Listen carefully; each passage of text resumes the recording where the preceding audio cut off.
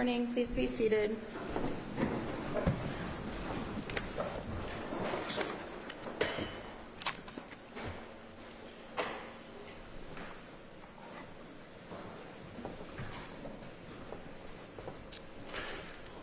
Good morning, everyone.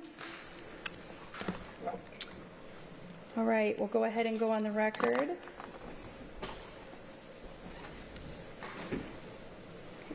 We had some brief discussion off the record regarding the schedule, and I believe the plan this morning, Ms. Thompson, is to begin with Mr. Safrick, and I see that he is on Zoom. Are you able to hear me this morning, sir? I can, Your Honor, yes. All right, and we can hear you loud and clear. Perfect. Ms. Thompson, was there anything we needed to address before beginning with the witness? I don't believe so, Your Honor. Okay, let's see if I can find my camera, and I'll swear the witness in here. 1 second. Too many screens to keep track of here. All right, good morning. If you'd raise your hand, sir, I'll swear you in. Do you swear the testimony you're about to give will be true and correct? I do. Okay, whenever you're ready, Ms. Thompson. Thank you, Your Honor. And Mr. Safrick, are you able to hear me okay? Yes. Hold on 1 second. Let me just turn this up a little bit. Okay. Good morning, Mr. Safrick. Can you please introduce yourself to the court? Sure. My name is Mark Safrick. I am the president of Forensic Behavioral Services. And what do you do for a living as the president of that company? I conduct complex assessments of death investigations, death cases for interested parties to help them understand what happened, how those events within the case unfolded, and possibly sometimes why they occurred. Are you familiar with the term equivocal death evaluation, Mr. Safrick? Yes. Can you tell? Recording in progress. Can you tell the court, Mr. Safrick, what an equivocal death evaluation is? Sure. An equivocal death evaluation is an investigation where the manner of death, not necessarily the cause of death, but the manner of death is in dispute or in question, or where there are several possible scenarios that could explain the death. And I want to get back to that concept with you, Mr. Safrick, but for starters, did you work in law enforcement prior to starting your company? I did. And can you tell us in general terms what your law enforcement career consisted of? Sure. I started in 1977 in California with a local law enforcement city police agency. I started in patrol. I worked about 3.5 years in patrol, and then promoted into detectives, started in property crimes, and finished out my time there in violent crime investigation. Subsequent to that, I applied to the FBI. I got into the FBI in 1984. I served in various field offices. I served 23 years in the FBI, the last 12 plus years in the behavioral analysis unit. In total, how long was your law enforcement career? 30 years. And in total, how many of those years were with the FBI? 23. And you mentioned that you worked with the behavioral analysis unit in the FBI. Can you tell me what you did in that unit? Sure. So I worked there were 3 units. We had a child crimes unit, we had a threat assessment terrorism unit, and we had an adult crimes unit. So I was assigned to the adult crimes unit. I was responsible for, it's a relatively small unit. We had 8 criminal behavioral analysts. I was responsible for the 6 western states of the country, for all cases that came in from law enforcement agencies from those locations. Most of the cases that I worked on were homicide cases, multicide, so serial murder, mass murder, spree murder, sexual homicide cases, and serial sexual assaults, all related to adults. Did part of your work in that unit involve analyzing crime scenes? Essentially, everything despite the services that we offered, everything within the unit requires a detailed analysis of the crime scene. In whatever case it is and whatever we're being asked to provide to the requesting law enforcement agency. So it all comes down to conducting a detailed analysis of the scene, the antecedent behavior, the behavior during the scene, evaluating forensic evidence, physical evidence, and integrating all of that information together to understand the totality of the events that are occurring both in sequence and in time. You told us earlier about this concept of equivocal death evaluations. Did you perform those evaluations while you were with the FBI? I did. And did you have experience at the FBI investigating cases where investigators initially believed the case was a homicide, but the case turned out to be something else? Yes. Have you published in the area of death investigations? Yes, I've published, I have a book on spree murders for police investigations. I have numerous peer-reviewed international journal articles on various aspects of death analysis and investigation. Have you trained law enforcement officers on the topic of death investigations? Yes. Can you tell us briefly about your experience training other officers on this subject? So I regularly do presentations for law enforcement groups and other groups for forensic nurses, victim advocates. I've presented to judges, to prosecutors, to defense attorneys, homicide investigators, violent crime investigators around the U.S. and throughout the world. Conservatively, I would say I've presented to over 20,000 law enforcement professionals. Are you the member of any professional organizations? Yes, there's a number of them that I have listed in my CV. American Academy of Forensic Sciences, the VDOC Society, it's a cold case society. Off the top of my head, I have them listed, I just don't recall them now. In your consulting career since you left the FBI, what kinds of clients have you consulted for?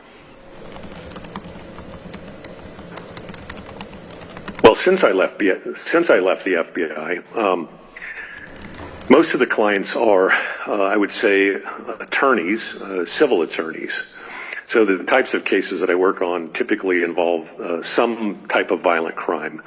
But I have done cases for prosecutors, for defense attorneys, and even for private parties. Sometimes family members will retain me to examine a case. Prosecutors, defense attorneys, and then in civil cases, both the plaintiff and the defense. Do you have clients for whom you've consulted where the client ended up not using the opinions that you provided to them? Yes, that occurred both in the FBI when we consulted with law enforcement agencies and also civilly. The cases that I've done in the nearly 18 years since I've been retired from the FBI, there will always be cases where the analysis doesn't line up with what the attorneys are looking for, and then they don't end up using me. I want to come back to this topic of equivocal death evaluation and crime scene analysis. And for starters, Mr. Safrick, you are not a medical doctor, is that right? That's correct. In reaching your opinions about crime scene analysis and case investigation, do you rely on medical diagnoses that are reached by medical professionals in those cases?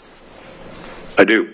And do you also rely on objective evidence that's gathered by law enforcement investigators and others related to a case? Of course. Mr. Safrick, are you here today to offer any opinions on whether any particular person related to the investigation into Ms. Mullis's death is telling the truth? No. Are you here today to offer any medical opinions? No. And the opinions that you're going to offer today, are those opinions that you hold to a reasonable degree of certainty? They are. You talked about this concept of equivocal death evaluation. How does an equivocal death evaluation differ from another type of homicide investigation? So most of the cases that I've worked on, both in my FBI career and subsequently, typically involve a violent crime, oftentimes a homicide. So the advantage when you are working a case like that is that you know at the outset that the manner of death is homicide. So that's never in question. When you're working an equivocal death case, they actually are much more difficult to work because when you get the case, the manner of death is either in dispute or it's unknown. It could be undetermined, which is one of the five evaluations that you can have in the United States for manner of death. So the way that you approach an equivocal death is different than you would approach, say, a homicide case. Here you have to look at all of the various attributes of the case in terms of what is consistent and what's inconsistent with a particular manner of death. Now, I would say that in most of the equivocal death cases that I have worked, when you look at the four manners of death, which would be natural, accident, suicide, and homicide, in most of the cases, you can eliminate usually one or two of the four. So you're usually left with two manners of death that you have to consider. So it's a more complex type of investigation because you have to consider various avenues of consistency and inconsistency with the forensic evidence, the physical evidence, and the behavioral actions that have occurred at the scene, and how all of those translate both sequentially and in a time order or temporally. Mr. Safrick, did you conduct an equivocal death evaluation into Ms. Mullis's death? I did. And did you review evidence related to the investigation into her death as part of your evaluation? Absolutely. Can you tell us in general terms what you reviewed? So, what is important in literally any type of investigation is the initial police investigation. So that would be any investigation they did, any evidence that was collected, any testing of that evidence. In a death case, it would be the autopsy protocol, photographs and diagrams from the scene, any interviews of witnesses, the assessment of the scene itself. That is all the critical information. Typically, in those types of investigations, what occurs weeks or months later oftentimes isn't really relevant to what I'm doing because I'm doing a crime scene analysis. So it's everything that's attendant to the initial scene, which is typically frozen by police on their arrival. And I do want to start talking, I want to start by asking you some questions about the scene that you just referenced. Based on your evaluation that you conducted in this case, did you develop opinions about the scene of Ms. Mullis's death? Yes. And are you aware that in this case, prosecutors argued to the jury that the scene of Ms. Mullis's death was staged? Yes, I'm aware of that. All right. So when we talk about the concept of the scene in the Mullis investigation, what do you understand to be the scene of where she was injured? Well, okay, so I would say more broadly, the scene is literally the entire farm area of the Mullis farm. If we're referring just to the injury location, that would be the shed that stands between the house and the hog barns. Is it your understanding in this case that Ms. Mullis died at the hospital? Yes. And why do you consider the scene to be the shed and the Mullis farm in this case?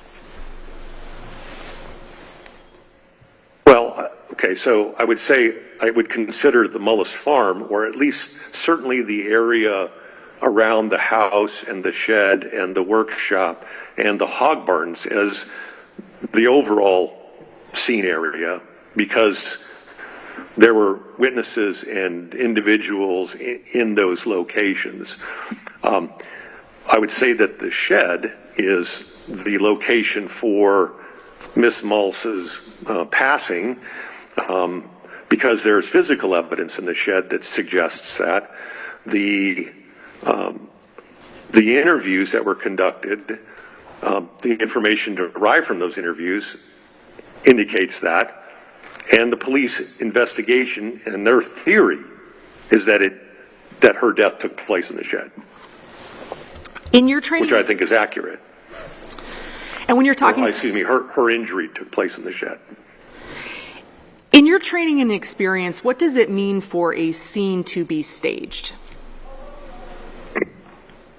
So staging a crime scene is an attempt by the offender of, say, the homicide, because that's typically where you see staged crime scenes, is in homicides.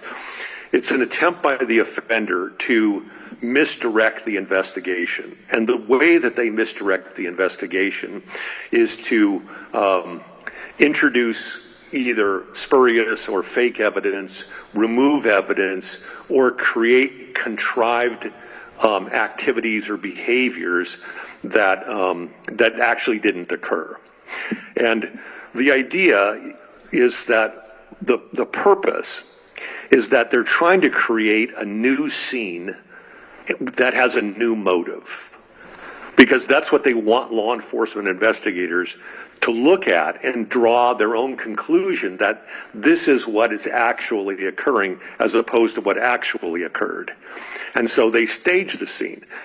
The reason that staging is, and recognition of staging at a crime scene is important, because because strangers don't need to stage a crime scene. They don't have a relationship dynamic with either the victim or the scene or both. So when you see intentional staging, then it suggests that that the offender has some relationship with the victim or the scene or both of those. So how is it that law enforcement evaluate whether or not a scene is staged? Well, that's the point. So the offender, he manipulates the scene, either the forensic evidence or the behavioral evidence or the physical evidence.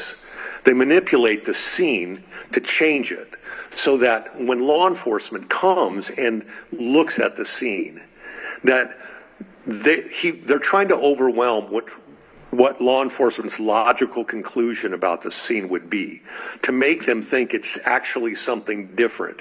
So a new type of case that has a different motive.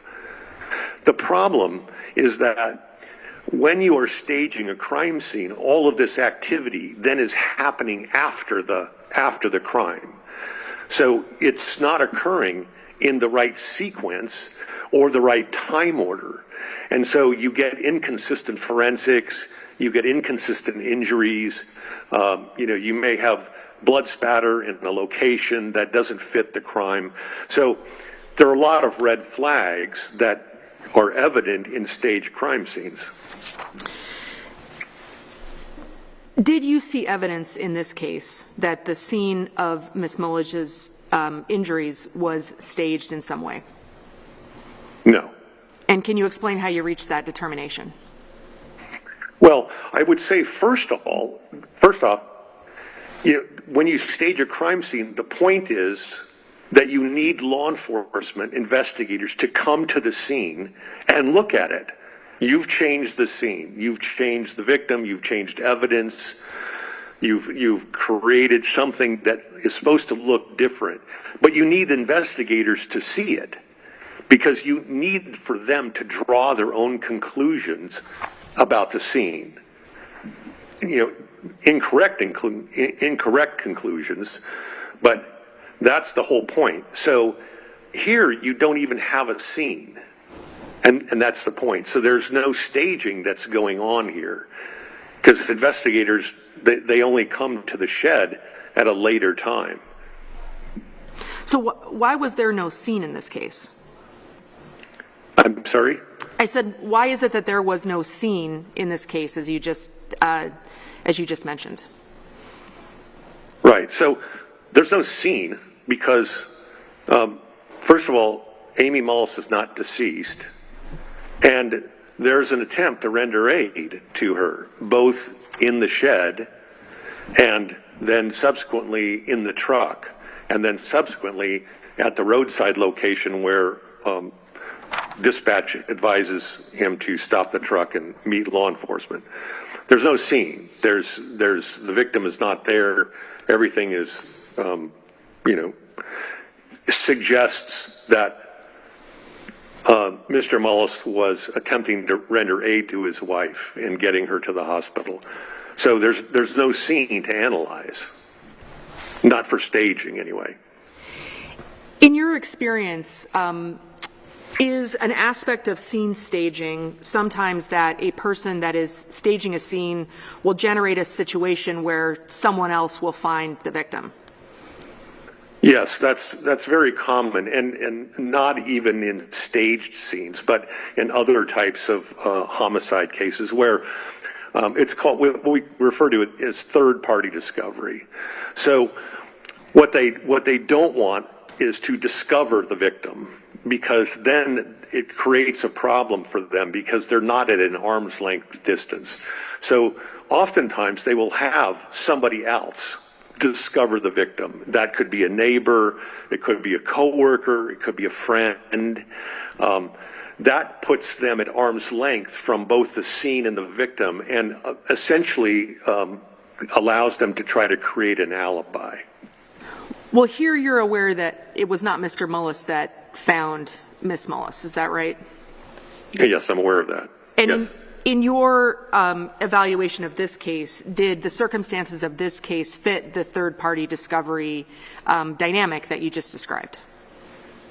I would say no for two reasons. One, in every third-party discovery, in any case I've ever worked, or any case that I'm aware of from my time in the FBI's behavioral unit, or in my 18 years subsequent to that, I have never seen a third-party discovery where a parent sends a child to make the discovery. It's typically an adult contacting another adult, not a family member, but, as I said, neighbor, friend, coworker, somebody that's disconnected personally, in a sense, from the victim. So that's not my experience to have sent. I've never seen you send a minor child to find, the parent.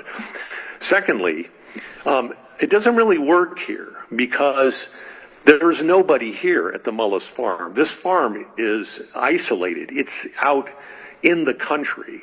There are no houses around it. There were no other people.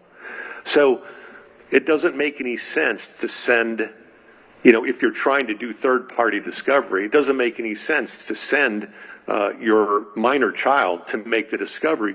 For one, there's nobody else around, and two, the time frame is literally minutes. So we're not talking about hours or days. We're just talking minutes. So it wouldn't serve any purpose in terms of distancing yourself from the scene to send your minor child. Did you see evidence in this case that Tristan Mullis was interviewed by authorities, soon after the events that brought Miss Mullis to the hospital? Yes, he was interviewed within minutes after the event. Did his availability for interviews influence your conclusion that there's not evidence of third-party staging here? Yes, partially. It's one of the things that I would say is consistent with it.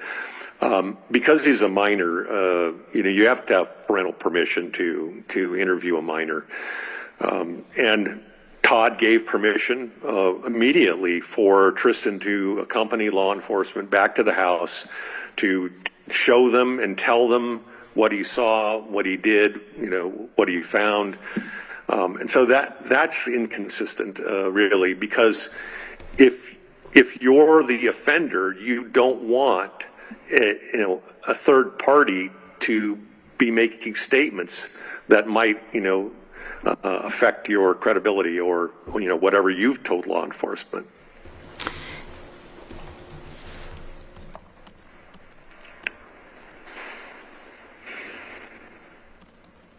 And did you see evidence in this case of Mr. Mullis interrupting or preventing law enforcement from interviewing Tristan without Mr. Mullis there? Your Honor, I'm going to object to this line of questioning as improper expert opinion testimony because it's a comment on credibility not only of Todd Mullis but also of Tristan Mullis in this case. Credibility is a determination solely for the fact finder, and it is not subject to expert testimony under 570(2), 3, and 4, I believe. Overruled. I think I did not get an answer to that question, Your Honor. Is that correct? I didn't hear an answer. You may No, answer. yeah, I didn't. Can you just repeat the question? I'm sorry. I'll have to have the reporter read it back since there was an objection, so we'll give her a chance to do that. Thank you.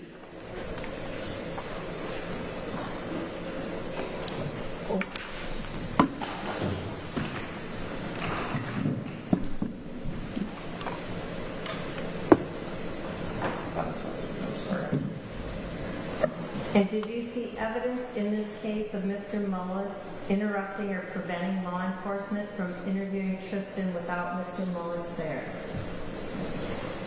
No, there were two instances where law enforcement asked Mr. Mullis if they could interview Tristan. One of them was immediately after, from the roadside location to accompany Tristan back to the house to explain the whole situation there. And then later on that day, they also asked him again, and he said, sure, go ahead. Did that permission impact your conclusions here about the scene not being staged? I think, as I said, I think it's one piece, right? Because clearly, if you don't know what someone's going to say, especially with a minor child, it would be very easy to say, I don't want you to talk to him, or I want him with me, for whatever reason. So I think it's a piece that, lends itself to suggest that he didn't care what Tristan told law enforcement because, it was going to be what Tristan's experience was that morning.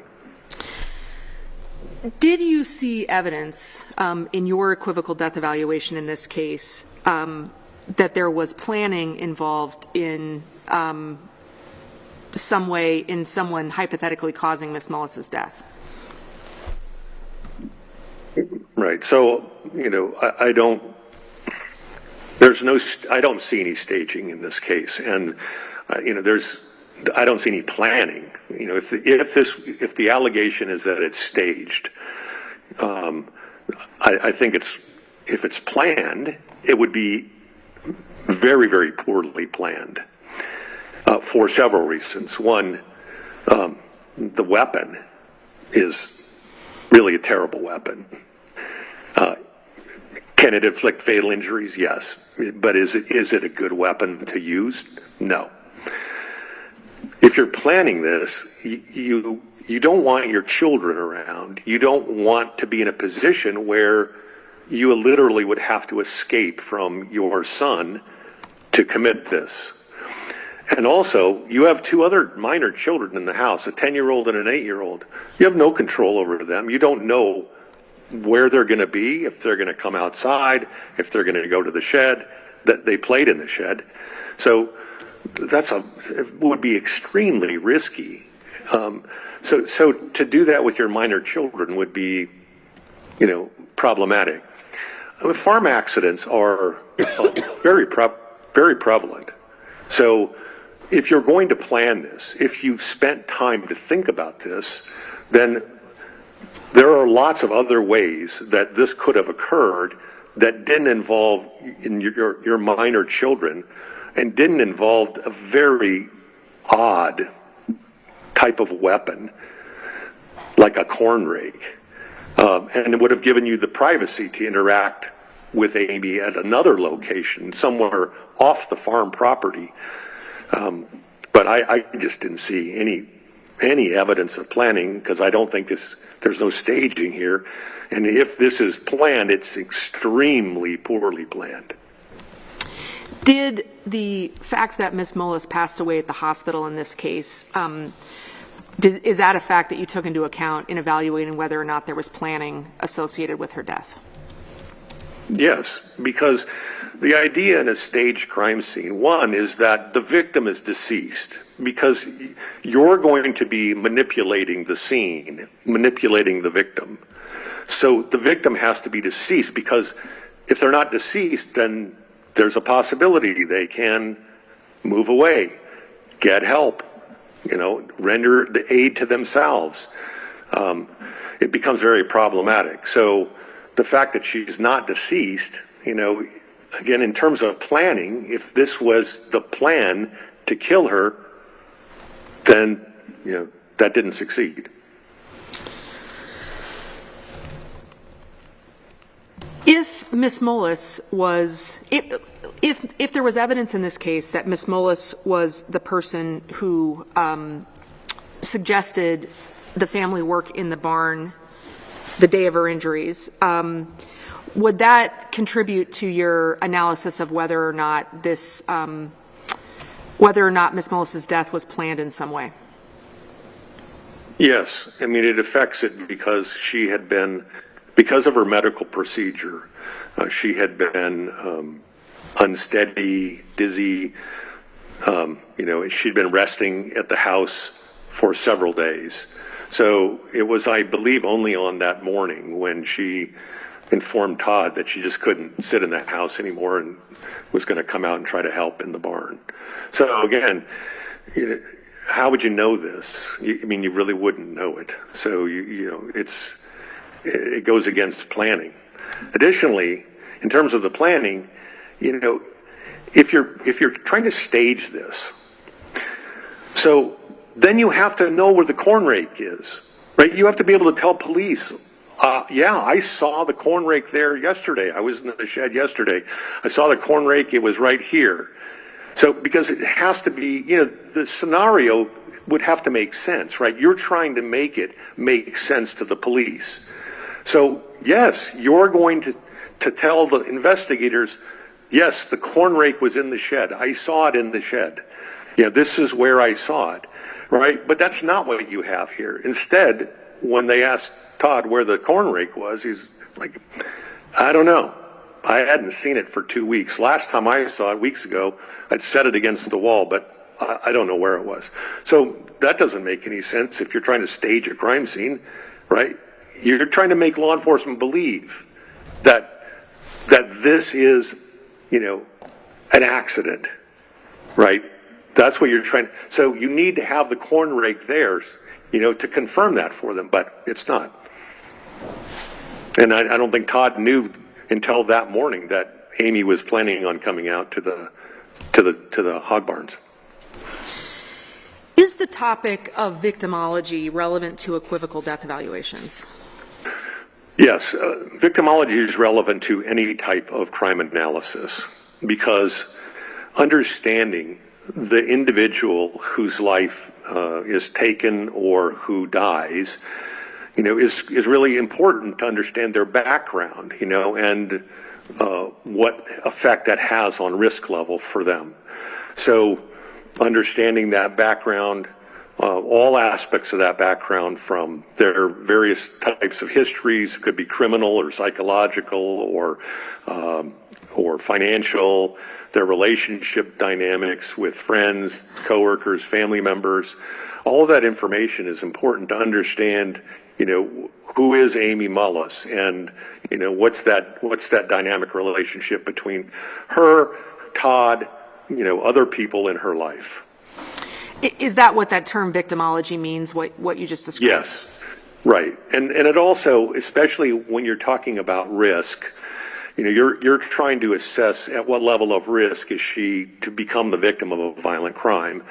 But on the flip side, you're also, that also informs the level of risk that an offender is willing to take to commit the crime. So if you have a very low-risk victim, which I would say Amy is, not only because of her lifestyle, but simply because she lives in a very isolated location that's difficult to really find and get access to her. But also, sorry, lost my train of thought. Also because, the risk would be very high for an offender to access her there. So risk is a balance between the victim and the willingness for the offender to take on, more risk. And the more risk an offender is willing to take, then the more important it is for them to, commit whatever act they're, preparing to commit. Well, in considering victimology and in considering risk, in general, in conducting these type of equivocal death evaluations, do you consider the concept of infidelity in making that analysis? Sure, if that exists, if it's relevant.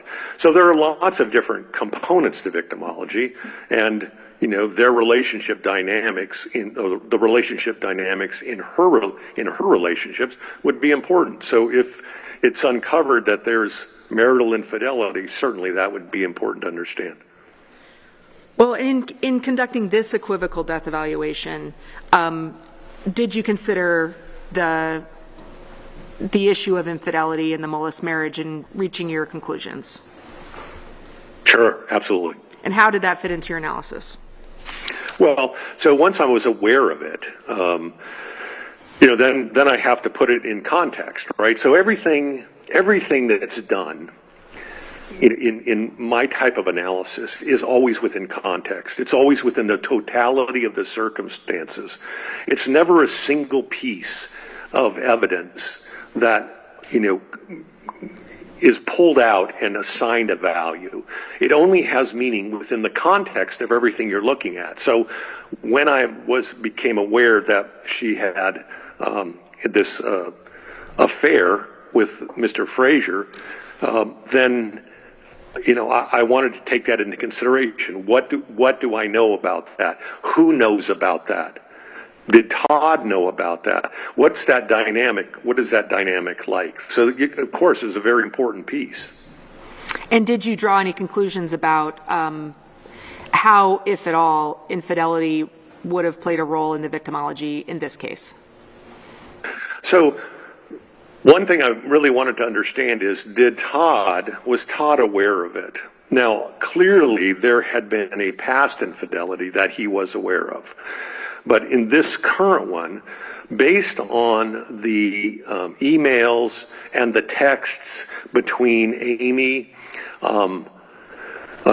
Jerry Frazier, Mr. Frazier's wife, several of her friends whom she confided this infidelity to, there's nothing that I was able to see that led me to believe that Todd was aware of the infidelity. I mean, Amy said he wasn't. Jerry said he wasn't. In fact, there was a questioning by Todd in, I believe it was July of 2018, where he had seen a number of texts between Amy and Jerry, and asked Jerry about them. Or I think asked Jerry about them, and, was given what appeared to be a reasonable explanation for it, and then spoke to Amy, and, to the extent that, I think he felt badly that he had thought there could be something going on, and actually apologized to Jerry and to Jerry's wife. And in texts between Jerry and Amy, they were very confident that Todd was not aware of the affair.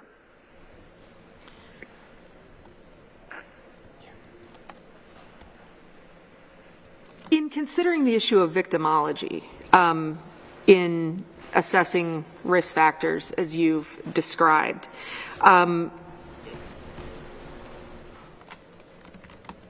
do you as an investigator think through the dynamic of someone reporting events differently to different people? Sure, absolutely. And did you consider that dynamic in this case? Of course. And what, if any, Well, oh, go ahead. Go ahead, Mr. Safrick. Well, so certainly, I mean, all of us have different relationship dynamics with people. We have our public lives, we have our private lives, and, you know, some people have a secret life. But it depends on the relationship dynamic with your friends. So some of your friends are more distant. They're almost more like acquaintances. And other friends are people you see all the time. And then other friends are like really close friends. That could be the same for coworkers. So when the stories and the conversations that you have with different people in your life basically reflect the level of comfort you have with them, what you will tell them. And so you see, I mean, when you look at the conversations that she has with several of her friends and with Jerry, you can see the difference in the conversations, and that I think would be expected.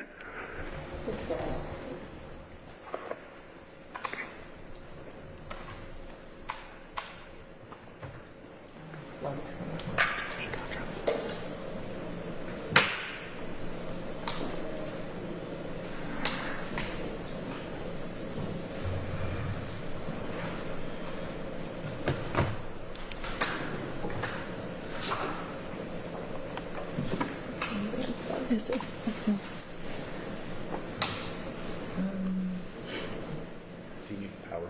Yeah. There's a power strip right in front if you can reach it.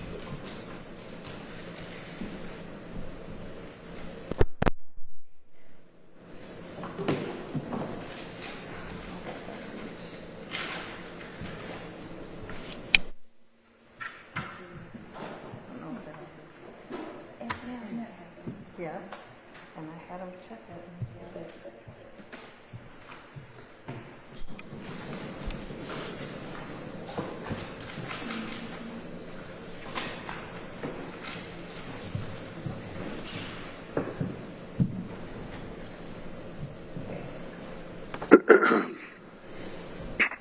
I did get an answer to the last question, right? I don't need it read back. I just want to make sure. Okay, thank you.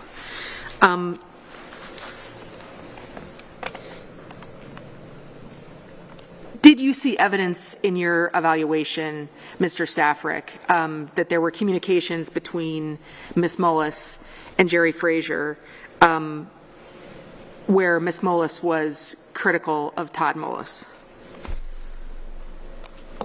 Yes. And what, if any, conclusions did you draw from those communications in terms of Ms. Mullis's victimology? I didn't think that there was anything wrong with those. You know, she has this secret affair going on with Mr. Frazier. I mean, she's violating her marital vows. She's, there's probably some level of fantasy, that's going on here. So I think based on the conversation she was having with Jerry, at some point, she feels badly and she's looking for someone to sort of buoy her up, right? Support her. Almost, I don't want to say like a victim mentality, but certainly, that kind of, where it's, she's looking for sympathy. She's looking for someone to, provide support for her, right? To make her feel good. I think those kinds of texts with Jerry, if you're commenting on your relationship with Todd, I think it, makes sense, when you're talking to somebody who's, your secret lover. I didn't see anything that, that caused me any kind of, concern. Did you see any differences in the communication between information that Ms. Mullis was conveying to Mr. Frazier and information that she was conveying to Todd? Sure. I mean, I think, she's married to Todd. She has children with Todd, right? They have a business together. So they're some of the texts that she's sending Todd are very playful, loving, discussing things that I think any normal couple would be discussing, things happening on the farm, breakfast, just sort of innocuous kinds of conversations. She did say that she loved him, but of course, she's got this secret side of her. So obviously she's not going to tell Todd about that. But it doesn't mean that she doesn't care about Todd. And that's the sense I got in reading a number of messages. And you can't just read one. You have to put them in context. You have to read a lot of those, and a lot of those messages to her friends, and evaluate, what is that relationship? What is she comfortable telling these different people? And Your Honor, again, I'm going to object on well beyond the scope of expert testimony. We're just commenting on text messages and things that are well within common sense and reason, and that is not subject as a reliable expert opinion under 5702 and 03, and therefore should be excluded under even 403B. I do think we're getting pretty far afield here, Ms. Thompson. If you want to try to tie this back in, that's okay, but I'm not sure what your next question is. I'm moving forward, Your Honor. I would just say that there was some testimony from Mr. Firehelm that he personally, in his analysis of the case, believed that there were, and I don't remember his exact words from yesterday, but that basically his own evaluation of the marriage was different than what Mr. Safrick's describing. And one of the ineffective assistance of counsel claims that Mr. Mullis has is that his counsel didn't consult with someone who could have provided context. So this is relevant to Mr. Mullis's ineffective assistance of counsel claim. I agree that, and it's not this witness's intention or our intention to argue that this witness can provide, veracity about these issues, but more context for counsel to have evaluated the issues here and how to present them for Mr. Mullis. Your Honor, if I may be heard. You may. Well, that's certainly not what he authored the report for, to comment on Mr. Firehelm's testimony. He makes direct credibility determinations, and he coins it under a term victimology.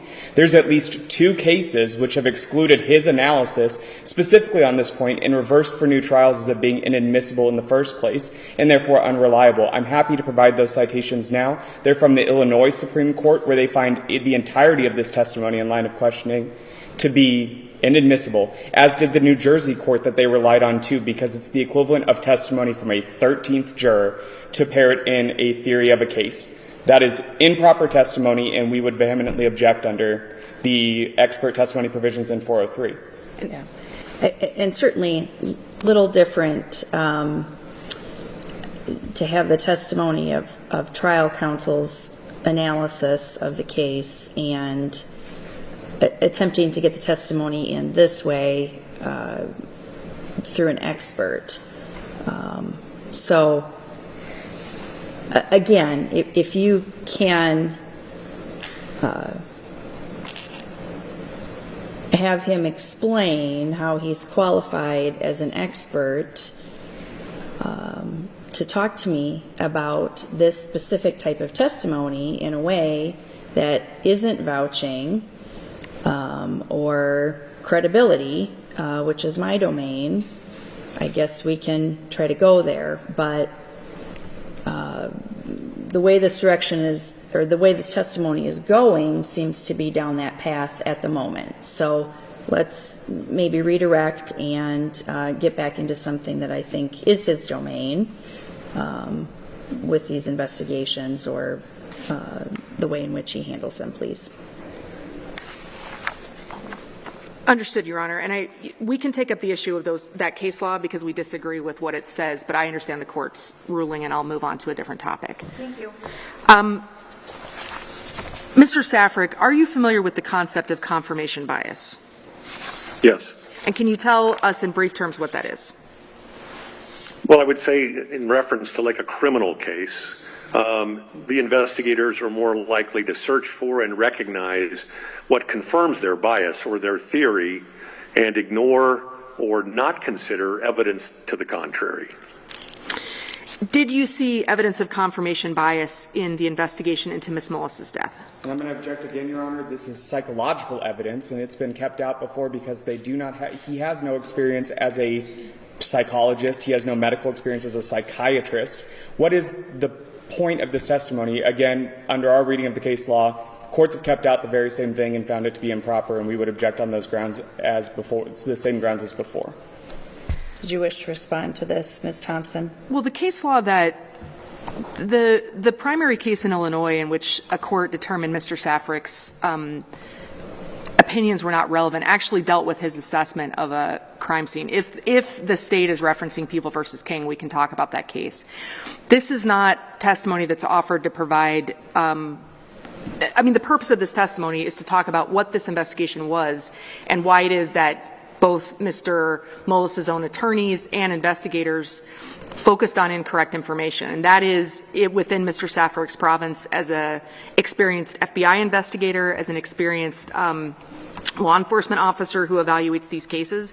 It's to understand why both Mr. Mullis's own attorneys and the authorities would have focused on particular issues without looking at others. And that's relevant to understanding why it is that Mr. Mullis didn't receive effective assistance of counsel and why it is that this investigation got off track, which again is one of the claims that Mr. Mullis raises in his petition.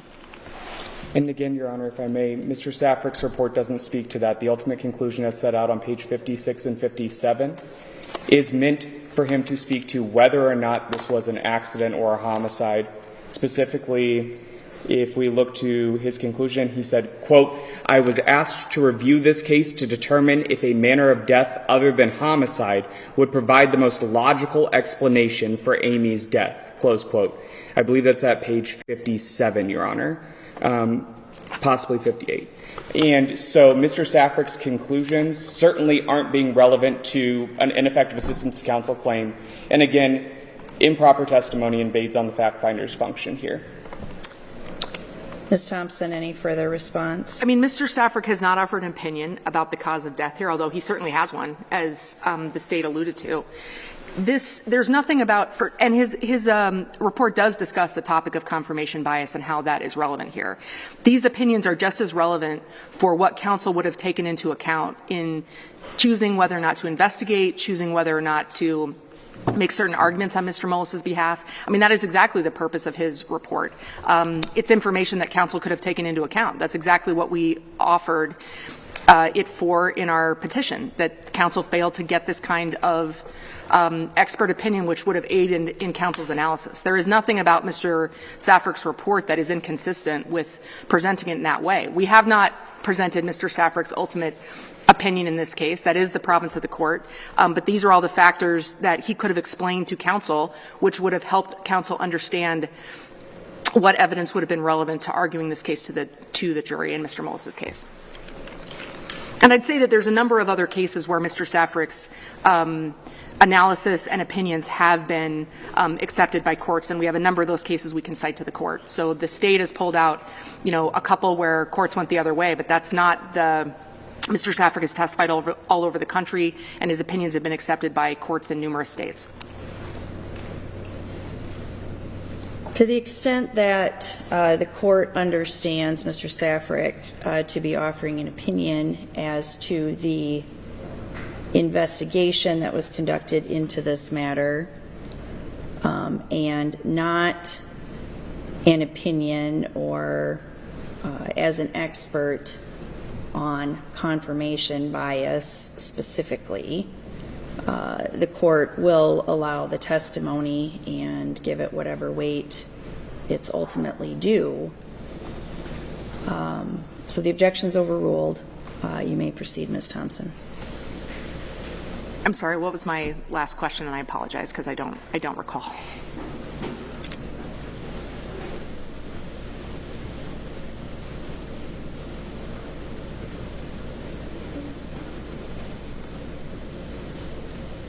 I believe the last question may have been. Do you see evidence of confirmation bias in the investigation into Ms. Mullis's death? Did you hear that question, Mr. Safrick? Oh, I didn't. No, I did not. Let me repeat it. Did you, Mr. Safrick, see evidence of confirmation bias in the Mullis investigation? Yes. And can you explain what evidence you saw of that? Well, I think the first really important piece here relates to the interviews that were done of Tristan and Todd. It's important to understand that the first 3 interviews of Todd, well, 2 of them occurred. The first 3 occurred on the day, on the 10th. The first 3 interviews of Tristan, or first 2 interviews of Tristan, also occurred on the 10th. At no time were those interviews conducted with Todd and Tristan together. They were all conducted independently. In fact, all of the interviews that were conducted, including the ones on the 16th, were conducted independently. So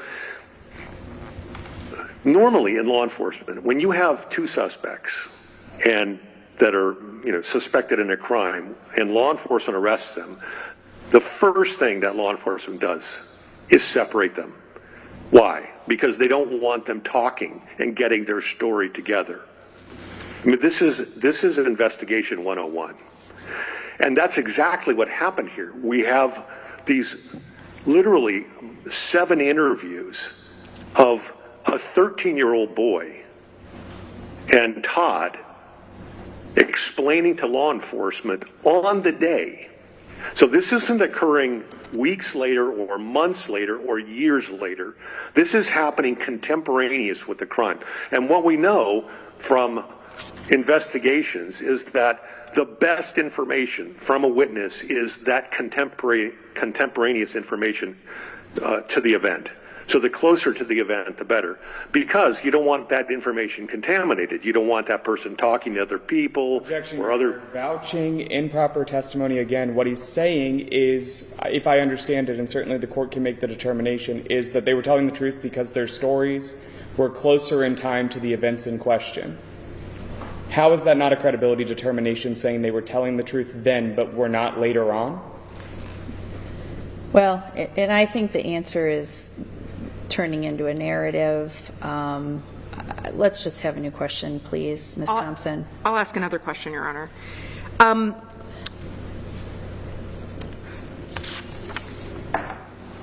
Did you see evidence of confirmation bias in the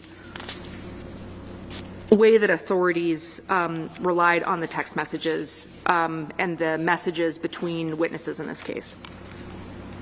Yes, in certain circumstances I did.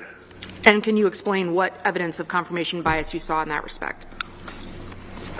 Well, there was a couple of texts that Amy had related to a confrontation that she'd had with her mother-in-law, Peggy Munson. And those texts, if you take the text out of context, it appears that Amy is talking about Todd, that she's going to, if this ever happens again, I'm going to leave, take the kids. And then, so it sounds very damaging by itself, but if you take it within the context of all of the other texts, you realize that she's not talking about Todd. She's talking about her relationship with her mother-in-law and the problems that she had there. And that goes on for a couple of days.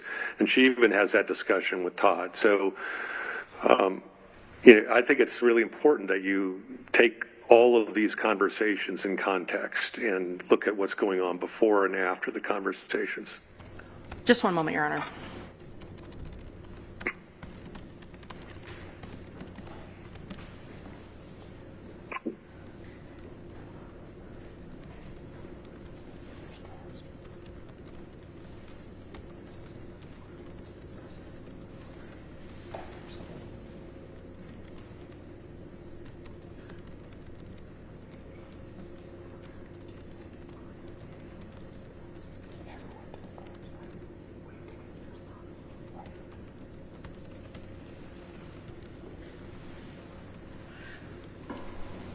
The text messages that you were just referencing, Mr. Safrick, do you understand that that Ms. Mullis's mother-in-law in this case was Elaine Mullis?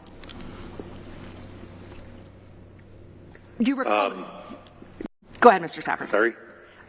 Do you recall, as you sit here today, the name of Mr. Mullis's mother or Miss Mullis's mother-in-law? Yeah, sorry, I misspoke. Right. in general, the testimony that you've provided today, if Mr. Mullis's counsel had consulted with you before Mr. Mullis's trial, is this information that you could have provided to Mr. Mullis's attorney? Yes. I don't have any other questions, Your Honor. Cross-examination. Yes, Your Honor. Good morning, Mr. Safrick. Good morning, Counselor. How long have you had what was your experience length in law enforcement specifically? In law enforcement? Yes. Well, I started in 1977 as a police officer working in patrol. As I said, I had promoted into detective, started in property crimes, went to violent crimes. And then in 1983, I applied to the FBI. I got in, and my first office was working an Indian reservation in Wyoming. I worked there for 3.5 years, working all the violent crimes on the reservation. I went and then was transferred to the New York City office. Is this what you're looking for? I'm trying, just want to. Mostly, I was just trying to check. I believe it's 30 years or so that you had in law enforcement, right? Oh, yes, yes. So is the bulk of your experience testifying in court is actually from an agent perspective, correct? Or an officer perspective too? Well, I was a supervisory special agent in the behavioral analysis unit. Right, but in court cases specifically, is the bulk of your testimonial experience when you've taken the stand has been as an officer or an agent, right? Yes. And your background is in law enforcement specifically, fair? That's very broad. I don't know what you mean by law enforcement. You have no expertise or specialization in psychology, fair? You're not a psychologist? Correct. Not a psychiatrist? Correct. As you confirmed on direct examination, you're not a doctor, right? That's right. So you're in the fields of psychology, such as social psychology, you aren't able to speak to the dynamics between people, fair? No, I wouldn't say that's true. Well, you are not a social psychologist who has been certified to testify on that matter specifically, the social psychology of interfamilial relationships, right? No, I testify about relationship dynamics all the time as an expert witness. Correct, but your primary expertise, in fact, for the bulk of it, your expertise is in the field of crime scene analysis or law enforcement investigation, right? Well, I would say that crime scene analysis is the baseline for all of the type of analysis that I do, yes. And in your report, you detail it as crime scene analysis as being your primary expertise as well, fair?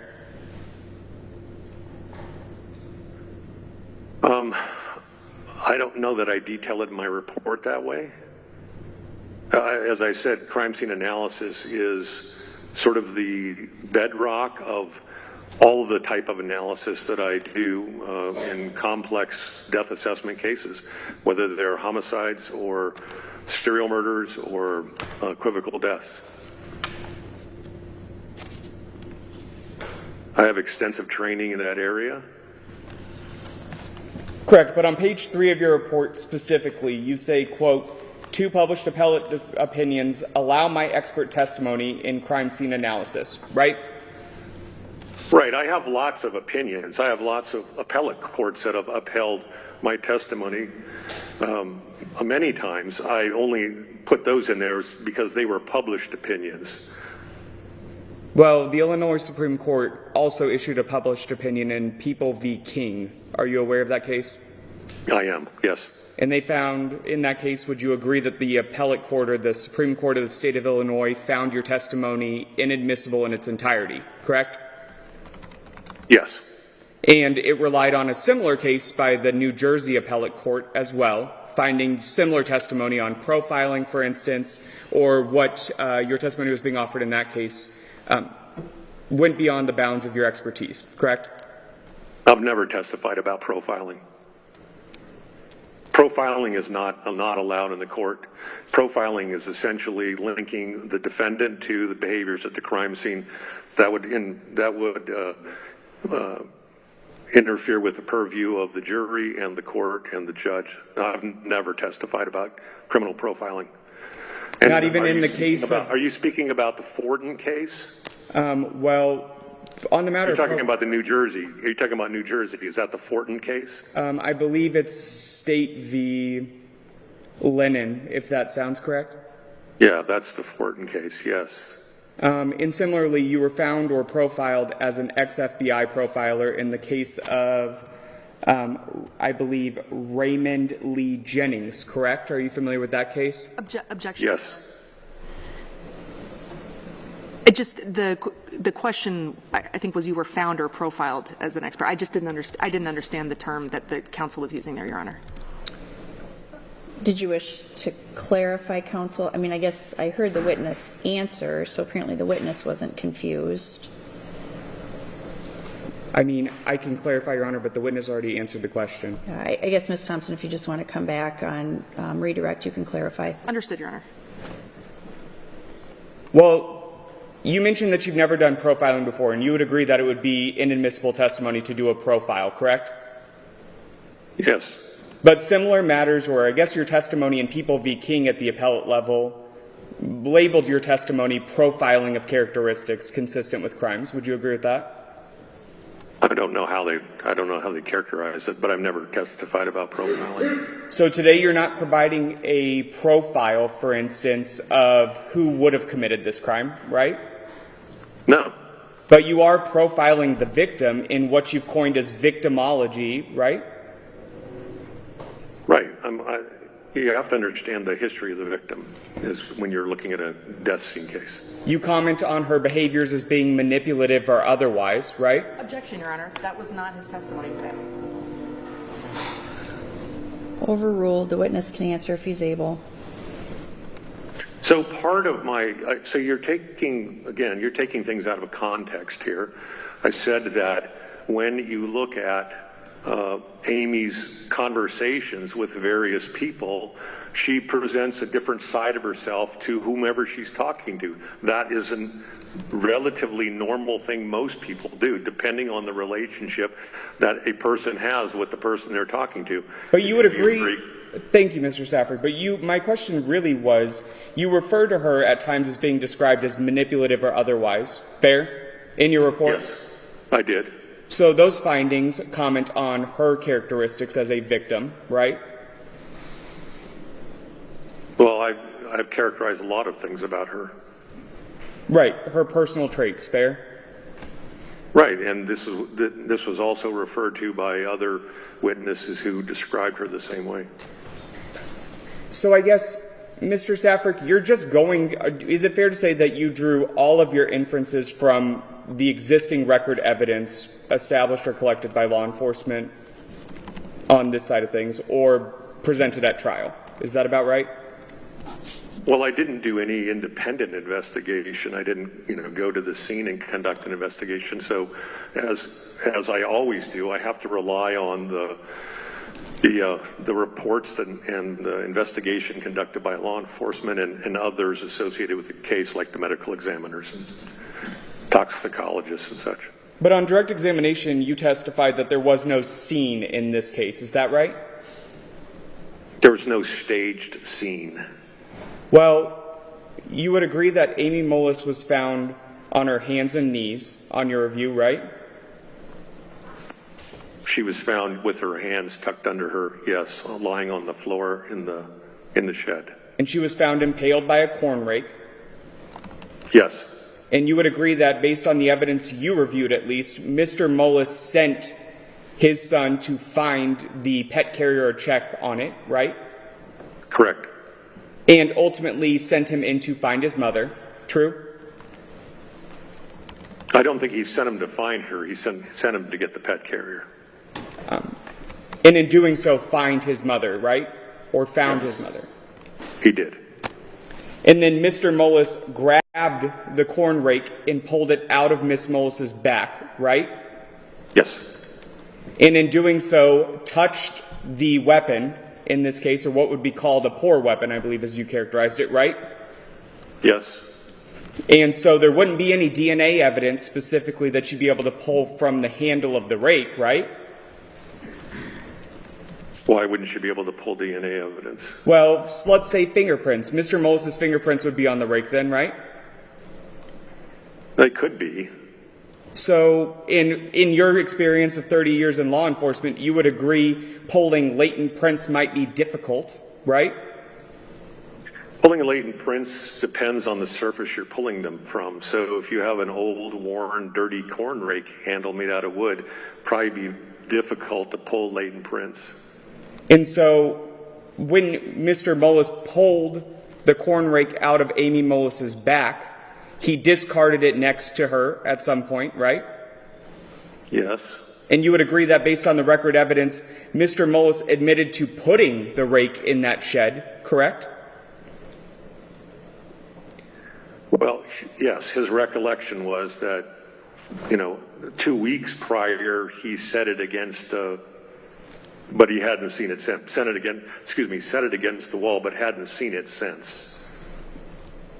But he was the last person, based upon your review of the records, who knew or saw that corn rake with any certainty, right? Yes. And it was Mr. Mullis who sent Amy Mullis to get that pet carrier, correct? Yes. So he sent her to a specific location, right? Yes.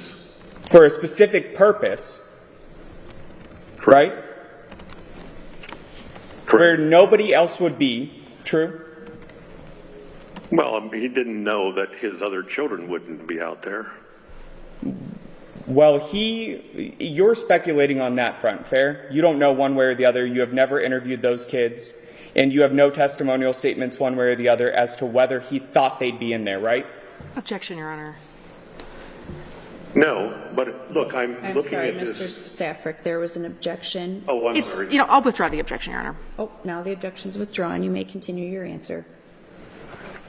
So I'm looking at all of this is what is reasonable, what is likely by reasonable inference. So the information is that Todd and Tristan were in the hog barn with Amy for an hour maybe. So there's no way he would actually know where his other two children were. Well, he left them inside the house, right? Yeah, but they're 8 and 10. They're kids. So well, in the middle of you'd have to be certain but they weren't going to be outside. But you can't be certain that he didn't know they were going to remain inside, right? Because you don't have any independent information and you have conducted no investigation yourself, right? Correct. You speak at length about the manners of death to be investigated, right? The 5 different manners of death that are recognized, true? Well, just in terms of an equivocal death evaluation, yes.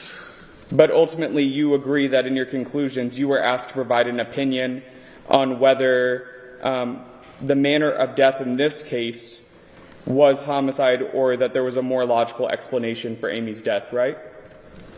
Right. When I got the case, I didn't know anything about the case in terms of, I knew how she died, but what the manner of death was, I didn't know. That was my point. It was to conduct an equivocal death evaluation that basically determined that it was either going to be that the 2 most consistent manners would either be homicide or accident.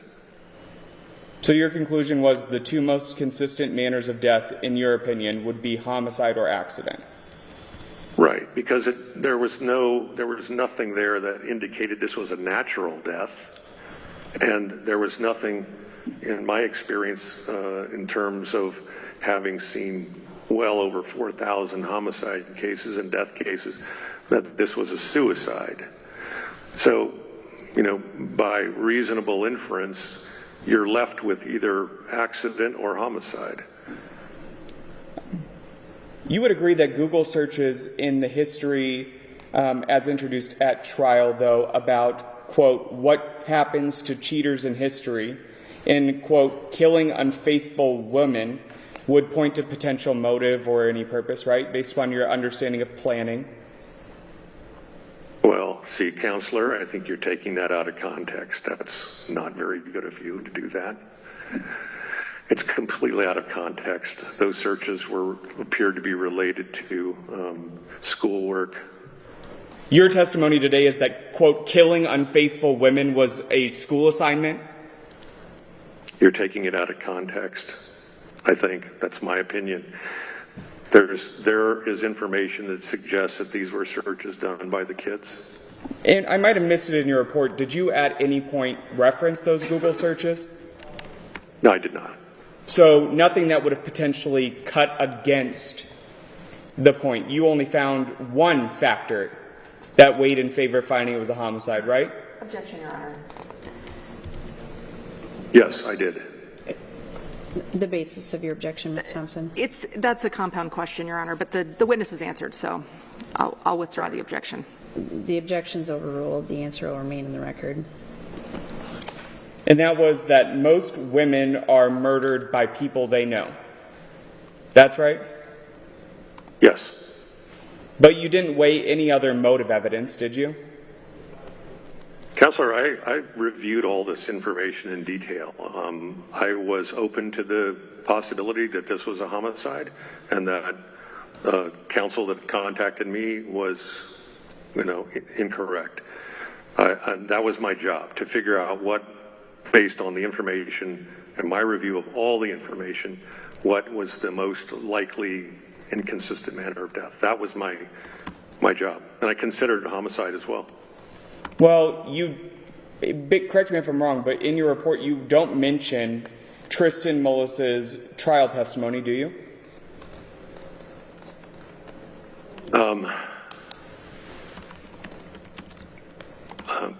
I don't know. I listed everything that I used, that I received and reviewed.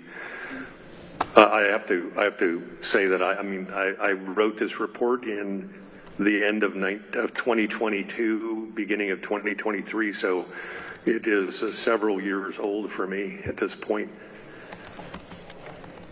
But I have listed everything that I reviewed.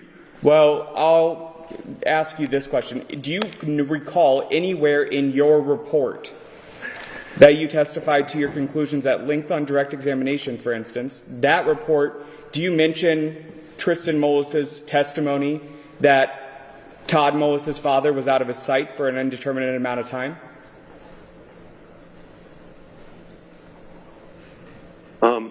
If you can reference to me, I believe you're referencing an interview with Tristan that occurred well over a year after the incident. I'm not, Mr. Safrick. Did you review the trial transcripts in this case? If I have them listed, I did. But you don't make reference or note them in your report, do you? Well, I listed in my report what I reviewed. So I guess I'll phrase it in the hypothetical then, Mr. Safrick. In your opinion, if Tristan Mullis, under oath, swore that his father left the hog barn and left his site for an indeterminate amount of time at trial, would that change your testimony? No. Why? Because, as I said before, the initial interviews are, in my experience, the most accurate, and when they're contemporaneous with the event. They were unfiltered, unbiased, unimpeded, there was nobody to influence him. By the time trial has come around, what he heard and who has talked to him and who has influenced him, I don't know. But those kinds of that kind of testimony is problematic for me. I relied on the contemporaneous interviews done by law enforcement on that day, multiple interviews with both Tristan and Todd, independent, where their stories were exactly the same. Well, Mr. Safrick, I'm going to ask a follow-up question on this one. Does it change the fact that at each time Tristan Mullis took an oath to tell the truth and testify in a deposition or a court proceeding like you did today, does that weigh in favor of finding that to be a potential protective factor, that maybe this was a homicide? again, I reviewed in my complete review that everything suggests that this was not a staged case and that this was not a homicide. Correct. But my question was, does Tristan Mullis's sworn testimony that Todd Mullis left his site change the fact that those are his under oath statements, and the statements you reference were not under oath? Objection. I Your Honor. understand. Objection, Your Honor. That misstates the testimony and the facts in this case. Overruled, the witness can answer. Yes, I understand what you're asking. I understand that those statements were under oath, but I would consider them. But I would say that in the context of everything that I reviewed, the contemporaneous statements made by a 13-year-old boy were accurate, and he repeated those statements. And not only that it's consistent. His statements and Todd's statements are consistent with what would be expected if you found your wife, unresponsive in a shed. Those activities of lifting her head and wiping her face, all of those things are consistent with somebody rendering aid, yelling at your son to get the truck. Those are all consistent, and those statements were consistent. So I would value those statements in the context of everything that I reviewed more than I would the statements under oath. So his sworn testimony is less than the unsworn statements, yes? Did I just understand that correctly? I'm only confirming as a yes or no. Sure. Yes. That's how I would view that. Yes. Do you have your report in front of you, Mr. Safrick? I do. Can I refer you to page 6 if possible? Certainly. Let me know when you're there, please. I will.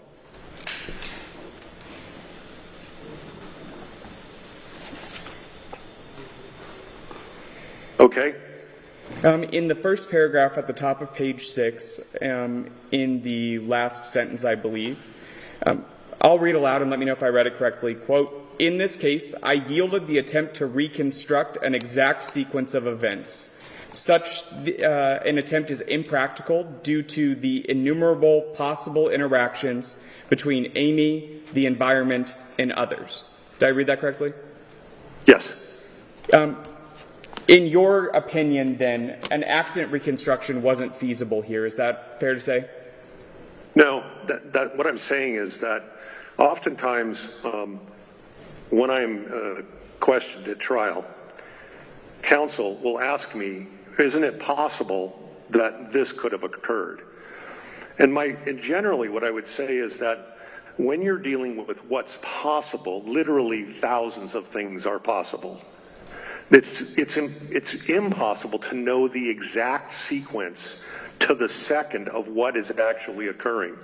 So rather than dealing with possibilities, which is nearly impossible, my job is to look at what is likely by reasonable inference from the evidence, the physical evidence, behavioral evidence, forensic evidence. I can't deal with what's possible. The possibilities are endless. Well, I appreciate that, That's Mr. basically what Safrick. I'm saying there. I appreciate that, Mr. Safrick, but on Sure. page 6, you are speaking about reconstructing the exact sequence of events, correct? Right. And so you said such an attempt to, quote, reconstruct an exact sequence of events, I believe those are your words, is impractical, right? Correct. So in your opinion, it would be impractical to be able to speak to any certainty about the exact sequence of events, right? Yes, you can't speak to certainty about the exact sequence, and I can't know the exact sequence of literally any crime that I have looked at, but I can draw reasonable inferences based on the evidence. So just to clarify, I guess, as we work towards the end here, Sure.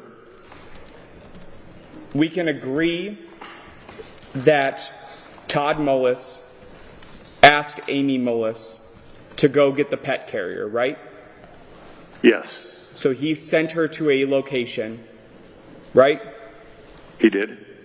And we can agree that at least Tristan Mullis's sworn testimony was that his father left his site for an immeasurable amount of time or an unknown amount of time, right? Objection, Your Honor. That misstates the testimony. Well, I don't know what the sworn testimony was. the answer will remain in the record. But you reference and cite in your report, which you have in front of you right now, Mr. Safrick, that you reviewed the trial transcripts, right? Like, I don't know. I have multiple pages of things I reviewed. I don't recall if I did, or if it's listed here, I did. I just, I just have multiple pages, and it's a couple years ago I wrote this, so. In this period of time, you have never once evaluated reports or information provided by a Valentina Nye, for instance, right? I'm sorry, by who? That, I think, answers my question. You haven't referred to reports or reviewed reports from one Valentina Nye, right? No, I have not. Dr. Nye? No. Correct. Dr. Nye would be a Correct. way to No. refer to her. That's correct. I have not reviewed any reports of hers. And your conclusions around the scene and the distances between buildings aren't based on your research or your findings specifically, right? Right, I relied on other experts who conducted those measurements. And would you agree that there is a difference or a distinction between one being dead or deceased and one being pronounced dead?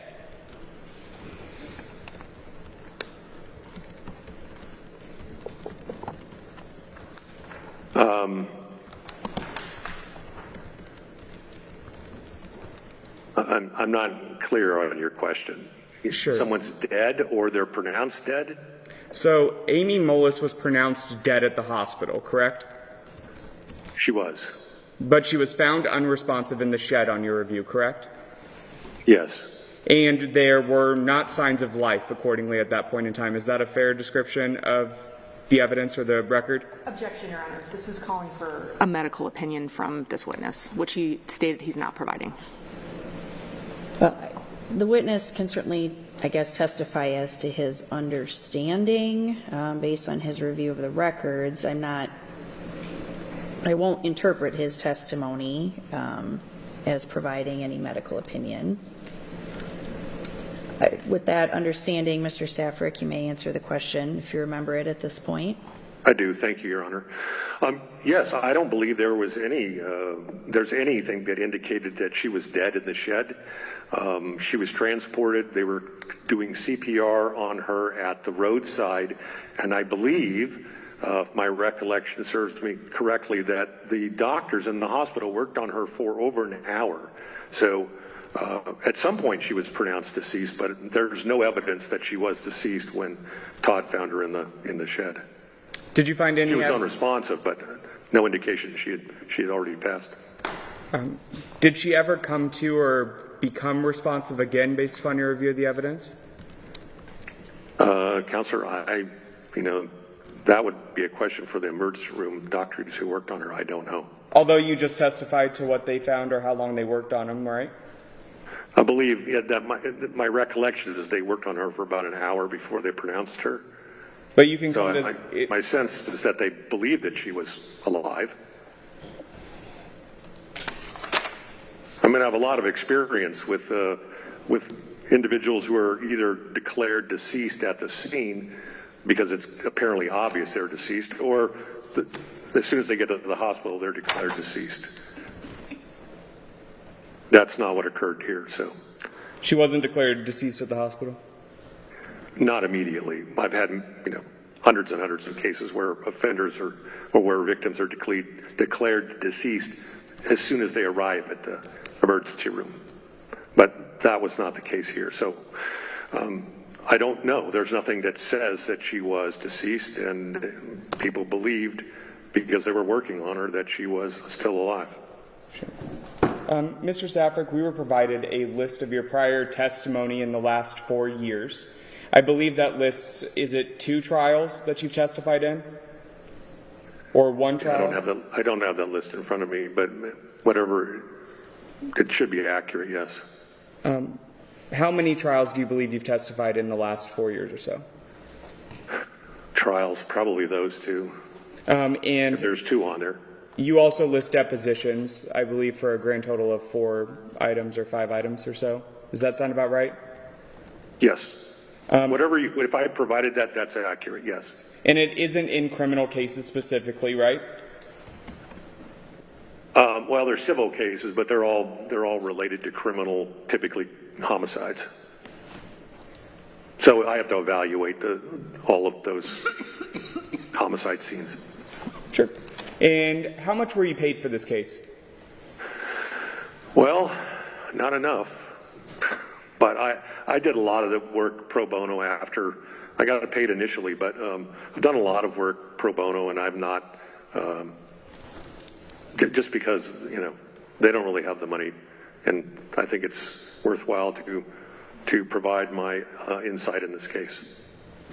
Thank you, but that didn't actually answer my question. How much were you paid on this case? I think $10,000. Okay. And how much pro bono work have you done? I do a lot of pro bono work for various organizations. All my work for the VDOC Society is pro bono. I do other cases pro bono. So. Right, but I am asking specifically about this case, Mr. Saffer. This case. Right. A lot of my time, probably, 25 to 30 hours has been pro bono. Is your hourly rate $500 an hour for a 4-hour minimum? That's my testimony for depositions, but my hourly rate is $400 for analysis and casework. And how many hours have you done of work on this case? I don't know offhand. Could you ballpark it like you did for the 25 to 30 hours of pro bono work?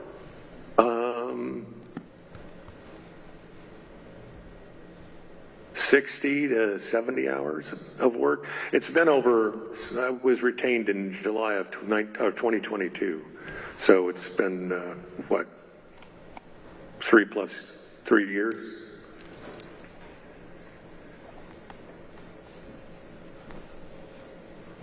So 60 to 70 hours of work total or inclusive of your quote unquote pro bono hours? That's probably total.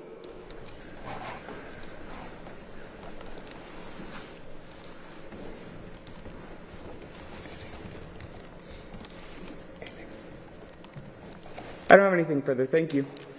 Any redirect?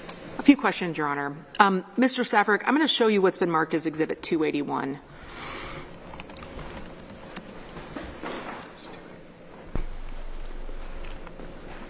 While this is being pulled up, this is a multi-page document, and I'm going to have my colleague scroll through Exhibit 281, and I'm going to ask you if this looks like a true and accurate copy of your CV and your report in this case. I'll object, Your Honor. This isn't in evidence, and certainly it includes hearsay statements and testimony, and we would, have that evidentiary fight later on, but we've been having it for quite some time, so as the court knows, we would reiterate our same objections here. Also, this report's unsigned out of compliance with the rules of civil procedure and therefore not properly affied to. But we would raise our standard objection. Thank you. All right, thank you. I guess, counsel, were there additional arguments that you wish to address at a later time with regard to this exhibit, or? I'm just showing him a CV, Your Honor. That was my intention right now. Okay. Well, go ahead with that for now. Yes, this is my CV. When I update my CV, I change the date at the bottom of the pages, so it shows January of 2025. I think I had an article published, and so I updated the CV, but that's accurate. All right, and Exhibit 281 is a true and accurate copy of your CV and your report in this case? Well, all I can see is the CV at the moment. But yeah, that's my CV, yes.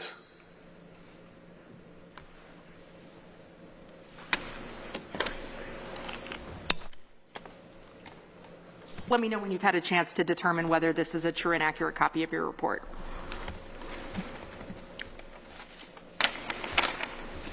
Okay. Yes. I was looking for the date on it. Appears All right. to be yes. Your Honor, we can. It's 57 pages. If it's 57 pages, then yes. All right, and Your Honor, we can take up any other issues with this document at a later time. All right, we'll do that. You can take the document down. You were asked some questions about medical issues in this case. Did you review reports from a forensic pathologist and a biomechanical engineer related to the Mullis case, Mr. Safrick? I did. And do you defer to the expert opinions of those experts in their respective fields? I do. And do you, when you indicate that you are not able to determine sort of when you are not able to determine exactly how events might have transpired here, do you intend to offer an opinion about whether a biomechanical engineer could offer opinions about that topic? No, I don't. I mean, are you disputing any of the opinions of pathology and biomechanical experts in this case? No, I'm not. You were asked some questions about the rake and some of the things that occurred after Ms. Mullis was found in this case. Was Mr. Mullis removing the rake from Ms. Mullis, was that an attempt, is that behavior that's consistent with staging a scene? No. Why not? Again, the purpose of staging is to create a scene that law enforcement can attend. The investigators can attend and then see the scene and make their assessments on the adulterated, changed scene. Because again, you're trying to create a new motive for the crime, and then that's what you want. That's what you want law enforcement to see. So you don't create it and then destroy it. And everything that I saw is consistent with him rendering aid. It's consistent in their statements as well, with him rendering aid. If there is testimony in this case that Mr. Mullis's daughter, who was a minor, saw the corn rake in the shed near the time that Ms. Mullis suffered her injuries, would that change your opinion that Todd Mullis was the only person to reference seeing the rake in that area? Objection leading. Overruled. Yes, I knew that the kids played in the shed, and Tristan suggested at one point that maybe they had moved the rake, but I don't think anybody knew where the rake was. It was never identified in a particular location, except I think Todd said a couple weeks prior he put it against the shed door. And are Todd's statements about where he left the rake, are those consistent with someone staging the scene, as you've testified about? Objection, vouching an improper testimony for or through prejudice. Sustained.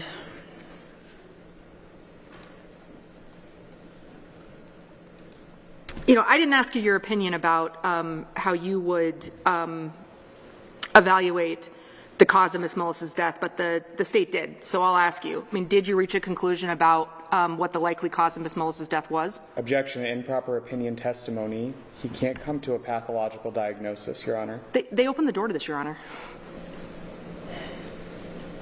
Did you want to respond to that, Mr. Sure. Rudin? We didn't have a report. We didn't ask for his report to provide us an ultimate testimonial determination. Ultimately, the question was, isn't the basis of your report in the ultimate conclusion for you to decide whether or not this was a homicide or an accident? That's what's cited at 56 and 57. When he was coming to a determination, he said he couldn't speak to a manner of death specifically because he's not to undermine the pathological opinions or the medical opinions here. Simply put, that's the basis of that testimony was to object on the basis of that he is not an expert who can provide that and render an opinion. Yeah, I guess, Ms. Thompson, that's how I understood the witness's answer as well. If you understood or believe something differently, you may respond, but otherwise the objection sustained. Well, just to make clear my point, Your Honor, I mean, the state asked him a number of questions about why he did not determine this was a homicide. We don't intend to offer him as a medical expert. He's not a medical expert. But given that they inquired about those conclusions,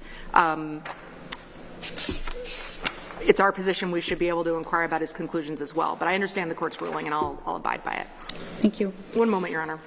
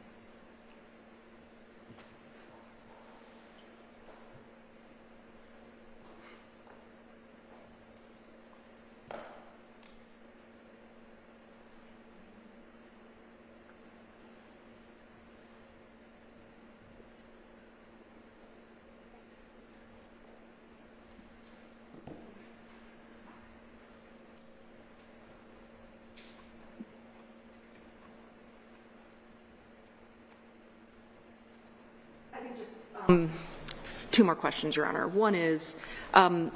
Safrick, you were asked some questions about whether you're testifying as a profiler in this case.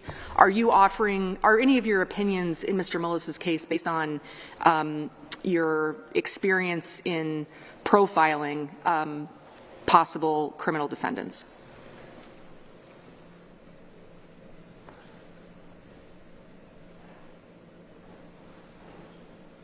Your Honor, I don't know if the witness was able to hear me. It might have been because my mic was off. I apologize. Let me just read. Mr. Safrick, I assume you could not hear my question. I apologize. I think my mic was off. So let me restate. No, I didn't hear it. I didn't hear anything. Apologies. Let me restate that question. You were asked some questions on cross about whether the opinions you were providing in this case were based on your experience as a profiler. And my question for you is, are any of the opinions that you're offering about the Mullis investigation opinions you're offering in the context of being able to profile potential criminal defendants? No. I don't have any other questions, Your Honor. Any recross? None needed, Your Honor. All right. Thank you, Mr. Safrick. It appears that your testimony is complete. I'll go ahead and end the Zoom at this time. Thank you, Your Honor. For those of us here in the courtroom, this is probably a good point to take our morning recess. Let's break for about 15 minutes and plan on picking up at 11:20. Court is in recess until then.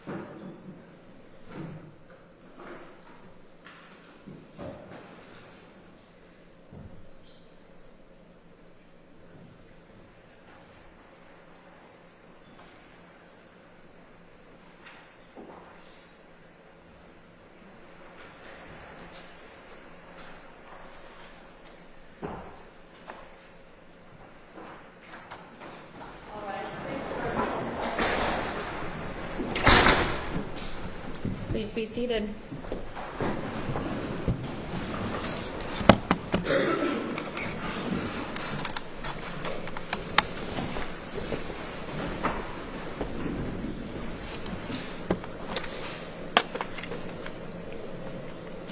Ms. Nichols-Cook, additional evidence? Yes, Your Honor. The applicant would call Lynn White. All right. Ms. White? Take your time, please. You can come forward and have a seat in the chair to my left.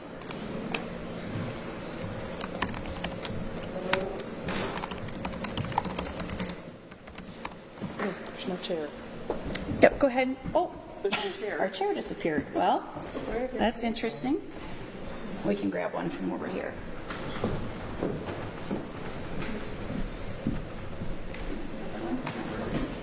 Thank you.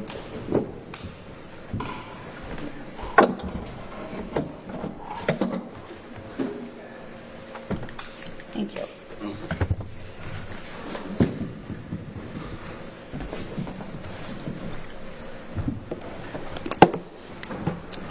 right. If you'd raise your right hand.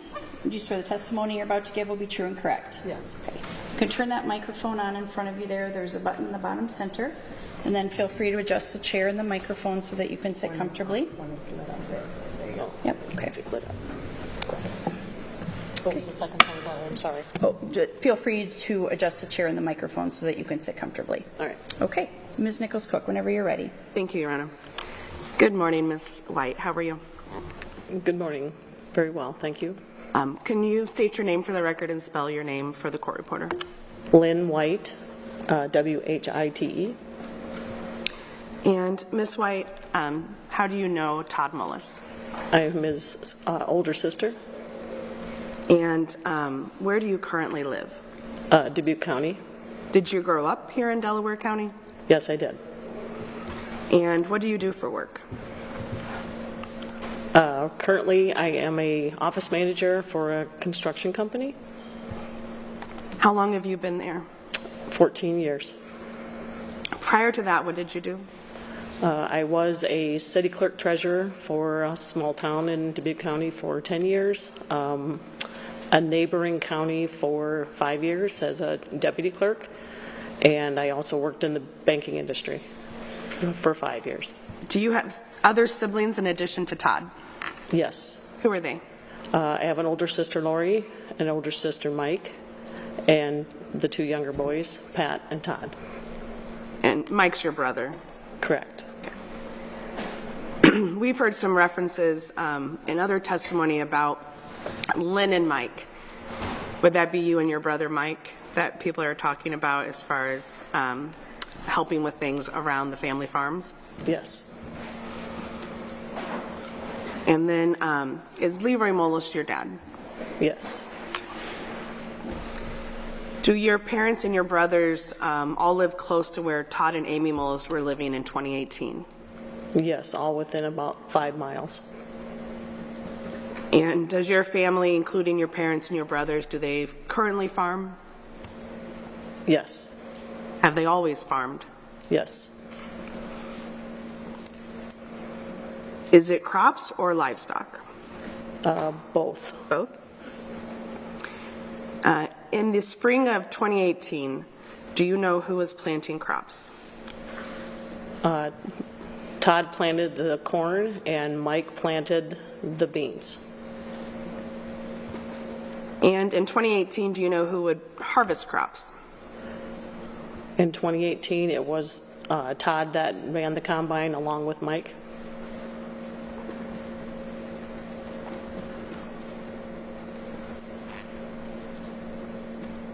Can you tell us about your relationship with Todd's wife, Amy? I was in their wedding. I am the godmother of their daughter.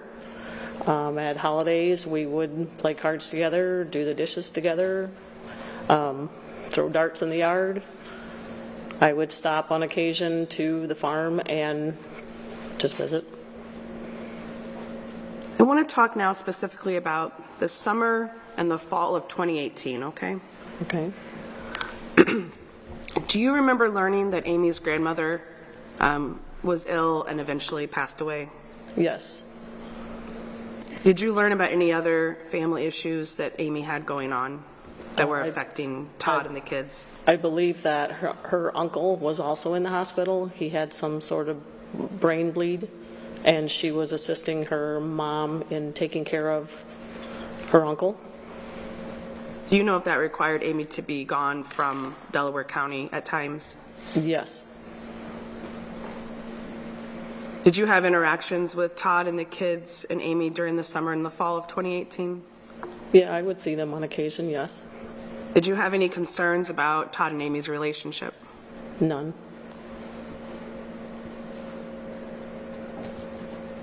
I want to talk now specifically about November 10th, 2018. Do you remember what you were doing that day? I was babysitting my 2 grandsons. Did you get a call that day about Amy? Yes. Can you tell us what you did after you got that call? After I got the call, I assigned the babysitting duties to my husband, and I jumped in the car and I went to the hospital. What did you see when you got to the hospital? At the hospital, we went into the family room, and there was some friends that were in the family room, along with Todd sitting in a chair. His eyes were red. I could tell he had been probably crying or was upset. And there was, I believe, I'm not exact, but I think that, there was other people in the room, but I don't know who they were. Okay, no, that's okay. And if I ever ask a question that you're not sure about, please ask me to ask it again. Okay. While you were in the waiting room, did you learn that Amy passed away? They had come and asked Todd to go back to the emergency room where she was at, and when he came back, they said she had passed away. At this point in time, what was your understanding of what had happened to Amy? There was a farm accident at the farm, something with the red shed. Did you help Todd with the logistics and the arrangements for Amy after that point? Yes. Did you help him make the funeral arrangements? Yes, I went along with her mom and stepdad, and Taylor, I believe, also went along to help, and we made the funeral arrangements in Manchester. After the funeral arrangements had been made, did you learn that there were concerns that Amy's death was not an accident? When I was going up to the farm, on, I believe it was the 16th, I had called Todd that I was on the way, and he said that he had gotten a call from Sheriff LeClaire that he wanted him to stop in at the office, and they were going to get the file basically kind of wrapped up, closed up, and so we could move on. So, and I don't want you to, I want to make sure I keep asking. So on November 16th, is that when you became aware that there were concerns about Amy's death not being an accident? Yes. Okay. And so at that point you learned that the sheriff wanted to see Todd. What did you do? I picked him up and I drove him to the sheriff's office for this interview to get it wrapped up. I waited in the waiting room. Do you know how long you were in the waiting room while Todd was with the sheriff? It was approximately 2 to 3 hours at least. What happened when you and Todd left the sheriff's office that day? They had told me they issued us, what do they call them, subpoena, and that they wanted to get Amy's phone from the farm. And so we basically drove back to the farm then with just in the car with the subpoena or in our hand, was reading it, I guess. Could it also have been like a search warrant? Oh, yes, that's what it was. Sorry. Okay. At that time, did you learn what investigators thought had happened to Amy? I'm going to object. This is calling for based upon hearsay. Well, overruled. The witness can testify as to her understanding. When I went into the interview room, Agent Turbot had said that we know Todd did this. So at that point, in your mind, what are you doing? Like, what are your next steps? I guess I was in shock, number one. Next step, I thought, where are you coming up with this? Because it was a farm accident. And I was trying to think, who do I call? So. Did you contact what my an mind attorney was. between the sheriff's office and the farm? Say that again. Did you contact an attorney between leaving the sheriff's office and arriving at the farm? Yes. Were you at Todd and Amy's then when the search warrant was executed on the 16th? Yes. How would you characterize your interactions with law enforcement during that process? After we had given them the phone, they wanted to see the buildings, and when we were walking to the building, Travis Hemisat turned around and said, "You need to tell your brother." Sustained. If you can characterize it without repeating what someone said to you, as far as was it hostile or angry?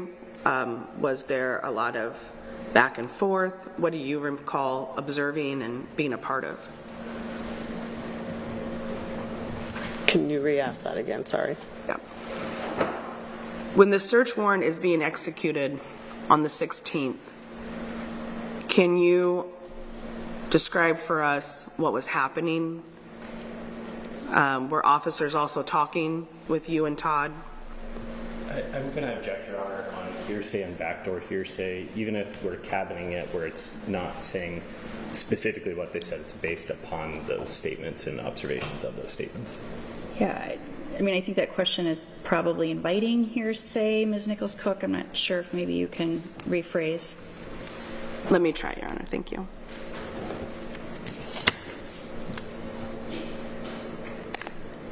Would you characterize the interactions that you had with investigators as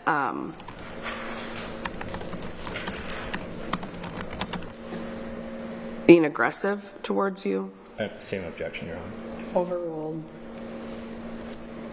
You can answer. Yes. After the search warrant was executed, did you help Todd make any adjustments to the funeral arrangements for Amy? Yes. We spoke with Bob Sabers, and we just plain asked him, do we want to wait on getting the cremation process delayed if there's going to be issues? I'd like to show the witness Exhibit 310, just the first page.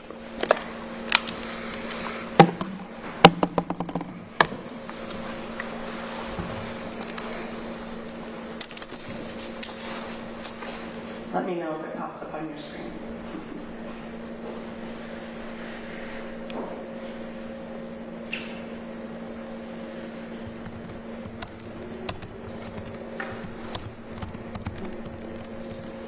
It's not popping up for some reason. Just a second here, counsel.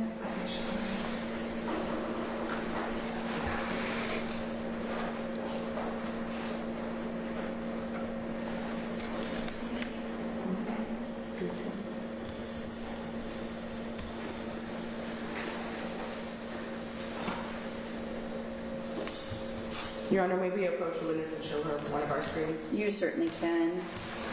It's not acting like it's connected at all, so I'm not sure what the issue is.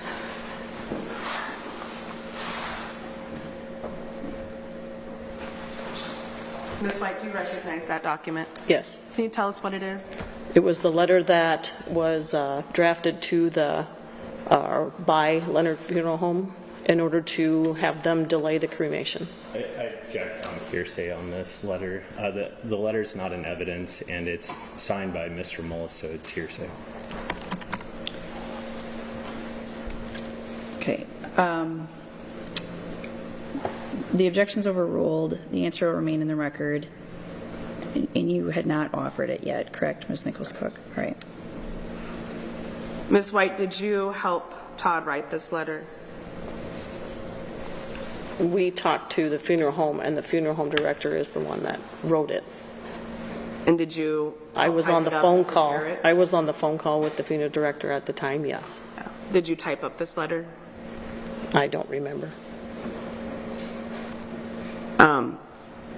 Have you seen this letter before today? Yes. And is what you've seen today a true and accurate representation of the letter that you helped Todd prepare for the funeral home? Yes. At this point, we would move page 1 of 310 into evidence. Mr. Bakke? With the caveat, we're just talking about page 1. I have no objection on foundation, but I would object on the same hearsay grounds that it's signed by Mr. Mullis.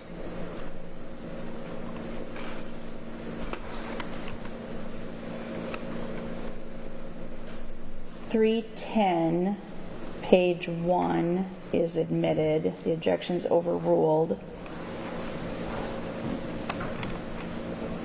Thank you, Your Honor. Ms. White, I want to move on a little bit and talk about, you mentioned Bob Sabers earlier. Is he an attorney? Yes. Were you involved in hiring counsel or representation for your brother Todd? I assisted, yes. Is Mr. Sabers one of those attorneys that you met with and hired? Yes. Do you recall when you first hired Mr. Sabers? After talking to the lawyer on the way back to the farm, we also asked him, it was not the type of law that he had or practiced, so he suggested some names. We're like, who do we talk to? So he suggested some names, and we called Bob.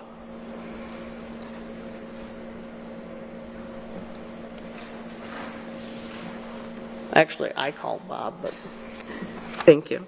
Do you recall the date that Todd was arrested for Amy's murder? February of 2019. And at that time, did you let Mr. Sabers know about the arrest? Yes. I was at work, and I got a phone call from my brother Mike, and so then I proceeded to call Bob and find out what was going on.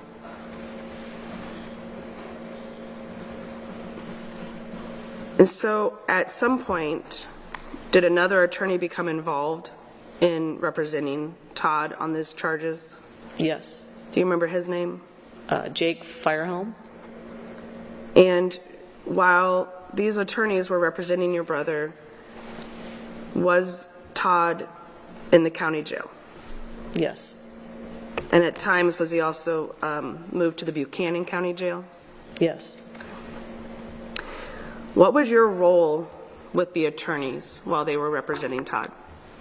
I was kind of the middleman as far as communications. I was the gopher to find information to get to them. Were you in communication with Todd while he was in the county jail? Yes, he would call.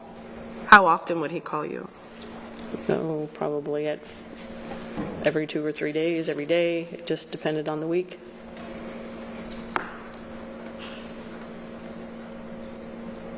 When you said you were the middleman or the person, does that mean you were asking the attorneys questions? Yes. And were you also then providing them information or answers to their questions? Yes, correct. Was Todd asking you questions? Yes. Were you able to give Todd any answers? None other than they're working on things, because I didn't want to get into details over the phone. And why was that? The phone calls are recorded. Do you recall Todd writing notes and letters to the attorneys while he was in jail?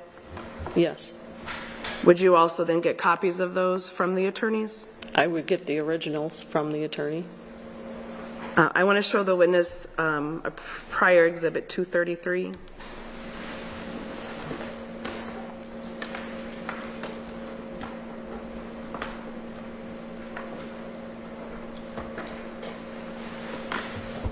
Oh, and it came up. It popped up now. Thank you.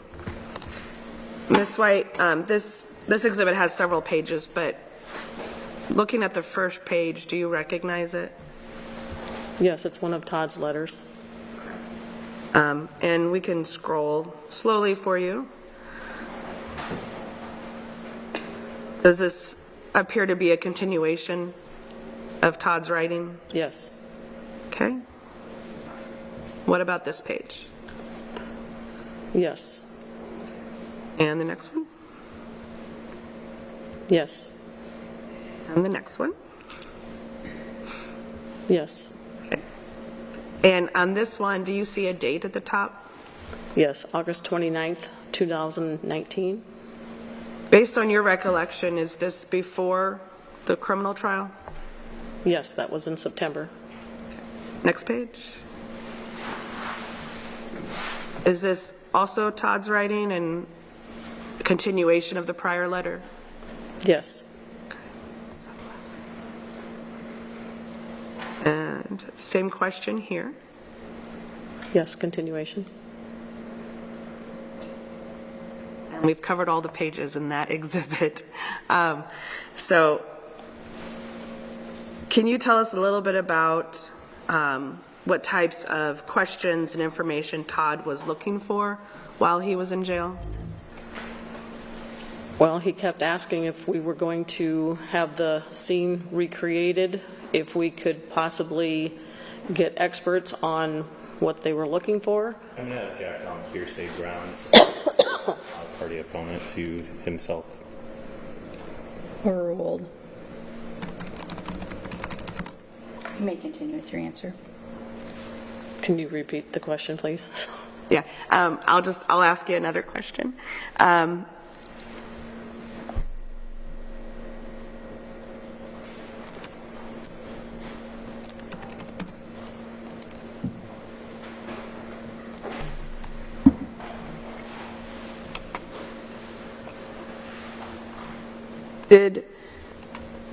Did Todd and you have conversations before he went to jail about, what would happen if he was arrested? Yes. And did you get kind of chosen to help, be a voice for him? Yes. And so when Todd would communicate with you, either via letter or phone calls, would you take concerns that he had to the attorneys? Objection leading. Overruled. Yes. I would call them and just call them like every day. What's going on? What are we doing? And did you also send them emails? Yes. At any point, did they start sending you updates about the case and what was happening? They would send phrases along saying we're working on things and just tell me they were working on things. I mean, what was your understanding of what that meant, we're working on things? Objection. It's based on hearsay and vague. Sustained.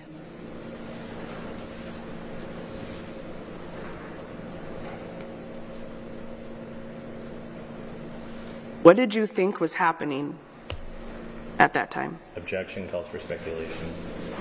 Asking for her own understanding and to explain the actions that she takes next. It's not asking her to repeat any out-of-court statement for the truth of the matter. It's what she thought was happening. If you can clarify as to the time period, the witness may answer. Ms. White, during the time after Todd's arrest, before his trial, when you would have conversations with the attorneys and they told you they were working on things, what did you think was happening? I'm going to object again on hearsay and speculation. Overruled. Well, they shared things with me, and in sharing things with me, I would ask them what's being done about materials they had shared with me. If they were working on things, we kept telling them too, it's an accident. What are you finding out? Are you going to recreate this? What are you doing? Okay. And you said they were sharing things with you. What types of things were you getting? I got just about everything. Medical examiner reports, her medical records. I've got police reports. I got the Celebrate information. That's what I can recall right now. And I know earlier I briefly asked about your work history, but to clarify, that didn't include any investigative training or experience? No. Any cell phone, Celebrate No. type of experience?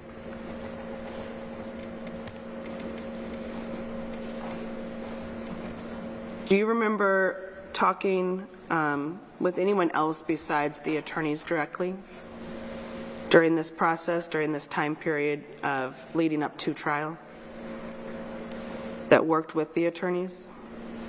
Yes. Who I would that talked to the secretary for Jake Firehelm, and the two of us collaborated on a lot of the issues that we had in front of us. I would do things on the Celebrate. I would work up reports and figure out how to get everything in line, and then I would call Christy and ask her if she saw the same thing, and told her basically, she's like, how did you get that? So then I went through the steps on pulling up the Celebrate information and told her how to basically connect everything together. And then she would let me know that she was going to show this to the attorney, Jake, and share it with Bob. Did you ask her if they had an expert to review the I digital? told her, I asked her, I said, we need somebody to look at all this. We need a computer guy to do this. But when she asked, well, how did you get that report? I would explain to her and tell her in detail how I come up with the report I had. I'm sorry, I didn't hear your objection. Hearsay. Thank you. Overruled. The answer will remain in the record. To your knowledge, as the person who was representing your family with these attorneys, did either attorney ever consult or hire an expert to review the evidence that you were getting copies of? We asked several times, but I was not informed anybody was hired, and I kept inquiring, who do we have?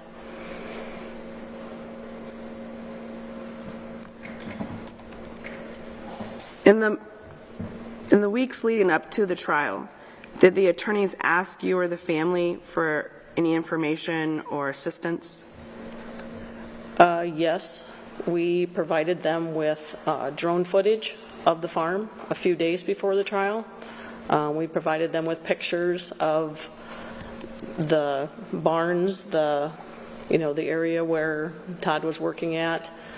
We provided, actually, Bob had emailed me asking me if I would draft some questions about. Objection. Hearsay. Sustained. It's okay. So was this the first time they'd asked you to do things to help with their representation? Not the first time. I offered, what can we do? How can we help? What do we need to do to help in the accident? To get information out to show. And then did you write questions for witnesses Yes. and provide those to the attorneys? Yes, since the attorneys didn't have a background on some of the people on the deposition list, they just said, can you give us a little background on these people and maybe draft some questions as to what to ask them in the deposition? Had you ever hired and worked with attorneys before? Hired, I've got a tax attorney. Other than that, through my work at the city, we had a city attorney. At my job now, we have attorneys there. I mean, I don't hire them, but I For a work with personal them. matter, for a family matter like this? Not for a family matter like this, no.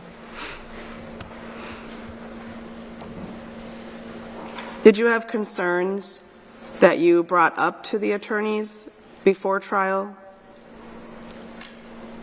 I kept asking them, are you going to talk to Todd about what's going on? Are you in communications with him? Does he have everything he needs as far as what's going to be presented? Several times we talked. What was your impression after phone calls with Todd about whether he had information about what the attorneys were doing? I'm going to object that this is based on hearsay or backdoor hearsay. Sustained.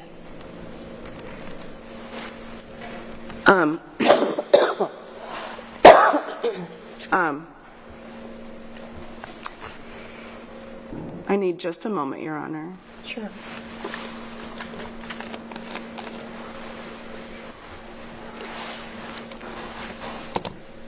Would Todd communicate frustration to you? Yes. Same objection. I'm not asking for a statement. It can't be hearsay if it's not a statement. So I would, Overruled. The answer Thank will you. remain in the record.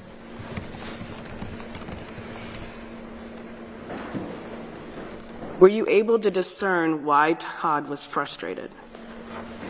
Yes, he would state that the attorneys would, sorry, Objection hearsay. oh, I didn't hear that, sorry. Without telling me what Todd would say, could you discern, what it is you needed to do next? Objection, this is backdoor hearsay. I'm asking for her actions, what she did next. So it's not truth of what Todd said, it's the effect it had on her and what she did. The objection's overruled. Ms. White, just be careful to talk about what your actions were and not what statements were made to you, okay? Okay. All right, you may proceed. The actions that were taken was to get a hold of the attorneys and see what was going on. So you were asking more questions? Yes. And would you also send them emails? Yes. Did they ever ask you to review pleadings before they filed them? Yes, they would send me drafts, and I would help them with some grammar and punctuation, that type thing, yes. Prior to trial, did you ever learn that the attorneys were not going to pursue an accident theory? No.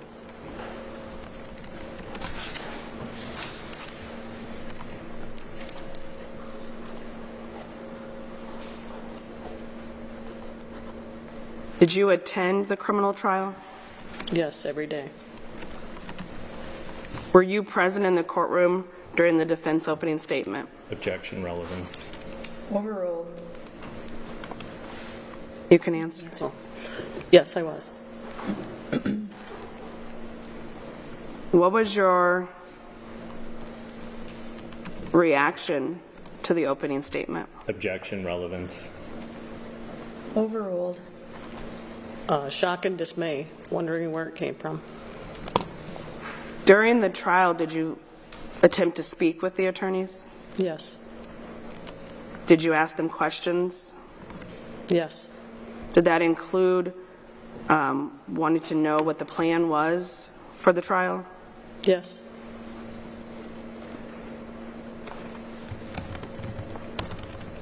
If you had been informed before the beginning of the trial that counsel was going to concede Amy's death was a homicide, would you have done anything?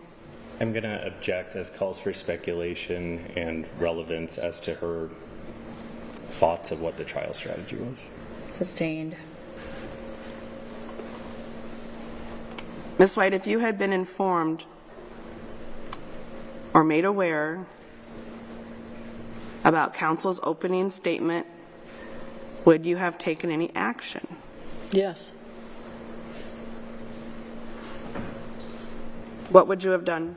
Objection. This is relevance into what her actions or statements or conduct would have been in response to trial counsel's trial strategy is not relevant. Right. Sustained. If you had known, would you have gotten new counsel for your brother? Same objection. Sustained.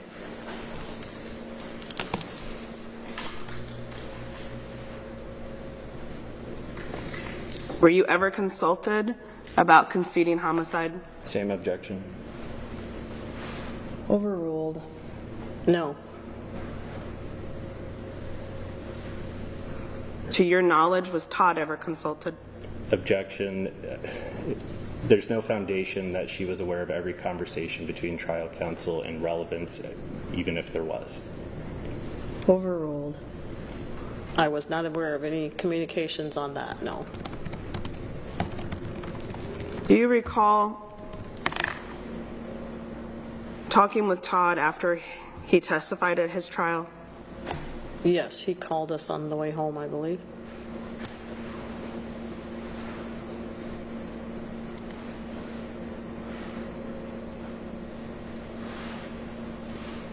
Was he upset?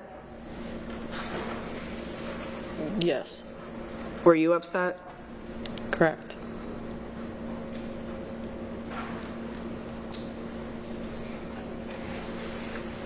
At that time, in 2019, did you think Amy's death was an accident? Say that one more time. At the time of the trial in 2019, did you think Amy's death was an accident? Yes. Have you learned anything that's ever changed No. your mind?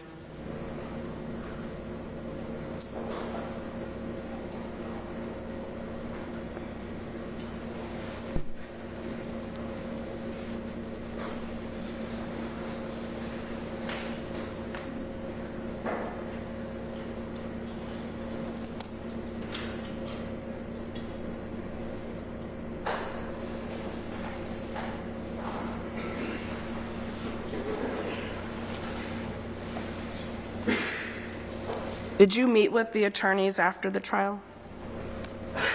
Yes. We met with Jake. Bob, we didn't meet with him, I don't believe. Did you ever learn that Todd now thought Amy's death was a homicide? Objection based on hearsay or backdoor hearsay. If she learned that information, it's based on statements that were made to her. So even if it's cabined in such a way that it's not reflecting the statement, it is based upon the information that was learned that is hearsay. Sustained.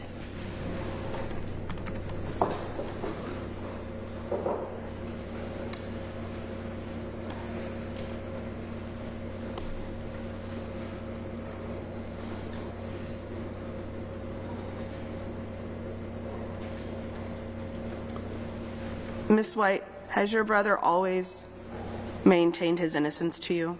Yes.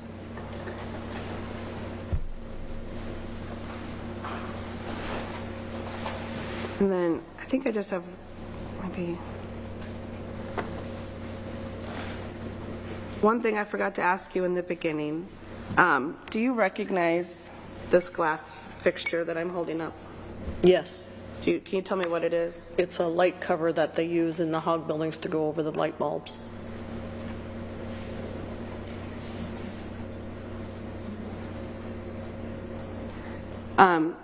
Did you provide this to the attorneys for Yes. the current attorneys for Mr. Mullis? Yes, I did. And did it come from the hog barn at the Mullis farm? Correct.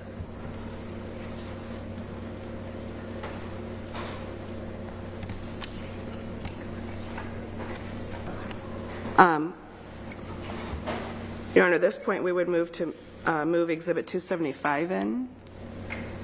Any objection? Not on foundation, just on relevance. 275 is admitted. And, Your Honor, I know it's noon, and I need to queue up perhaps my last exhibit. If the court could give me a minute, or if the court wants us to come back after lunch, I'm fine either way. We can keep going, I think, if it makes sense to finish up your direct.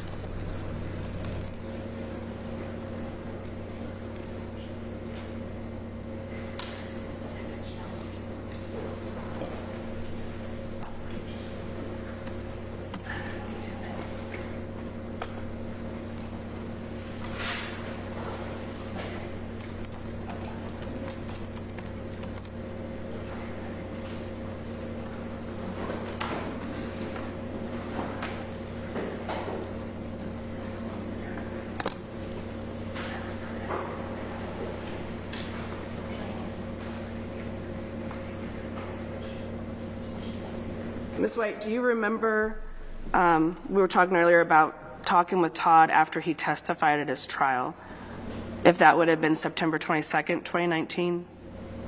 Yes. And I know you mentioned earlier that the calls, when Todd would call you from the jail, they would be recorded. So do you remember him expressing frustration about the questions he was asked on cross-examination? I'm going to object on hearsay again.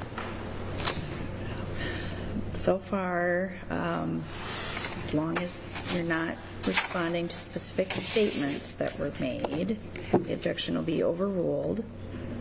You can answer. Was he expressing frustration? Yes.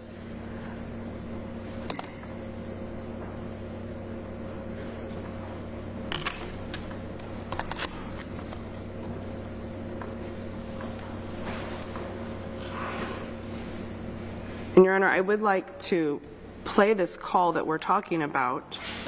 I believe it's a prior consistent statement of Mr. Mullis, and so it would satisfy an exception to any hearsay objection to aid Ms. White in her testimony. And I anticipate I know which jail call this is, Your Honor, and I would object that this is not a prior consistent statement that was made under oath at a prior court proceeding. This is simply a jail call between Mr. Mullis and his family member. It falls directly within hearsay. Mr. Mullis, of course, could have testified about his own recollections, but he can't testify through another witness.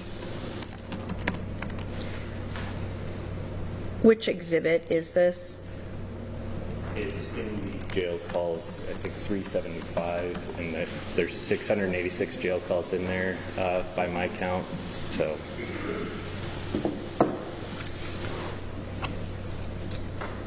Ms. Nichols-Cook, I guess, as far as the issue of it being an exception or not, any further record you wish to make on that? Yes, Your Honor, I think that there was a lot of cross questions about Todd's testimony at trial and whether he conceded it was a homicide in his testimony. And this phone call comes directly after that, in which Mr. Mullis explains that he still thinks it's an accident, but he didn't know how else to answer that question on cross-examination. And it is consistent with all of his prior statements to law enforcement that her death or her injuries were the result of an accident. And that is what he continued to tell his family and his attorneys throughout the process. Okay, again, though, if this is Mr. Mullis's statement that you're using, correct, not this witness's? Yes. All right. So we'd still have a hearsay problem then, it sounds like. I do think it could also fall under the residual hearsay exception. and just for purposes of the record, there has been no notice of residual hearsay exception being intended to be used at this trial. So at this point, I'm not thinking that this would be admissible. Okay. I can move on, Your Honor, and All right. ask a final question. Ms. White, have you continued to support your brother throughout his legal proceedings? Yes. No further questions. Okay, Ms. White, you may step down for now. Your Honor, I think I can keep this very brief if that's acceptable. Absolutely, certainly. You may go ahead with your cross. Thank you, Your Honor. And I guess good afternoon now, Ms. White. Good afternoon. It's just so we're all clear, you are Todd's sister, right? Yes. And it's fair to say you love your brother. Yes. You care very deeply about him. Yes. And that you did everything you could in your power to assist him with his defense. To keep communications between him and the lawyers and just to keep the ball rolling, yes. And you still believe in his innocence and want to see him be successful in this action. Is that fair? He is innocent. You were asked a couple questions about helping review pleadings. Do you remember that? Yes. Would an example of that be, so there was a bond issue, I believe. Were you asked to review specifics about how much land Todd owned, for example? I had to give background on that, yes. So that would be an example of specifics you were providing to the attorneys to put into the pleadings? Just a small portion. You are also aware, or are you aware generally, that if an attorney talks to you, if you're not the client, that it would waive attorney-client privilege? I was not aware of that. Are you aware of it now, generally? I did not know that, no. I believe Todd had permission with the attorneys or told the attorneys that they should be talking to me as well so that I could be his middleman on the outside, I guess you'd say, to help with communications and make sure that the process was functioning and moving along. Thank you. I have no further questions. Thank you. Any redirect? One question, Your Honor. Ms. White, did the attorneys ever give you any information about what their strategy was going to be to pass on to the family or to Mr. Mullis? Never. No further questions. Any recross? No, Your Honor, and just for the record, we would release Ms. White from our subpoena as well. And thank you. Okay, thank you. Okay, thank you. Now you may step down, Ms. White. All right, thank you. All right, let's go ahead and take our lunch break at this time. I think, counsel, based on our earlier discussion this morning, Ms. White may be our last in-person witness. Is that correct, at least from the applicant's side? Yes, Your Honor, that's my understanding. Okay. I know that we have several witnesses that will be presented through their deposition testimony or by stipulation or other agreement. And the state may need an opportunity to confer before there's any final plan as far as presentation of in-person testimony. I don't know, counsel, were you in a position to commit to that at this time? Yes, Your Honor, I can commit. As the court and both parties know, we have been attempting to ask our questions during cross-examinations to streamline matters, so we will have no additional witnesses to call at this time, just the depositions and the evidence that has been presented. Okay. So I guess more for the benefit of those who are here observing, there would not be any additional in-person testimony. The remaining matters that need to be addressed between the parties and the court would consist of arguments regarding some remaining evidentiary issues, and then I guess discussions and clarifications regarding the agreements regarding the remaining witnesses that we have to talk about. I know that counsel is continuing to work on some agreements as far as how that testimony would come in specifically for the court's consideration.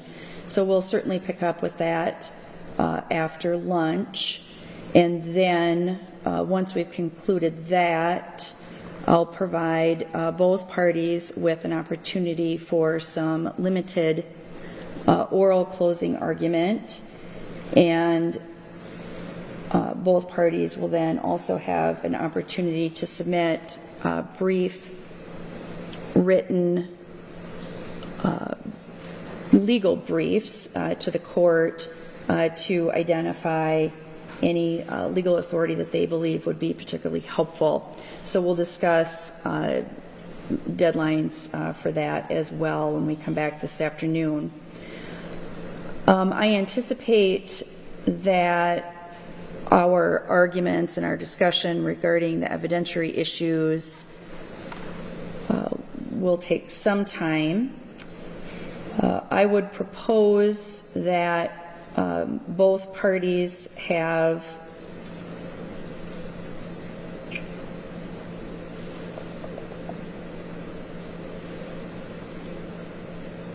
up to 15 minutes for any oral closing argument that they wish this afternoon. I'll also provide the applicant an additional 5 minutes for a rebuttal closing, since it is the applicant's burden. So we'll plan on concluding with that at the very end of everything else that we need to do this afternoon. Anything of a housekeeping nature that we should address then before we break for lunch on behalf of the applicant? Nothing, Your Honor. Anything on behalf of the state? No, Your Honor. Okay, let's plan on picking back up then at 1:30. All right, I'll see you back here then. Thank you.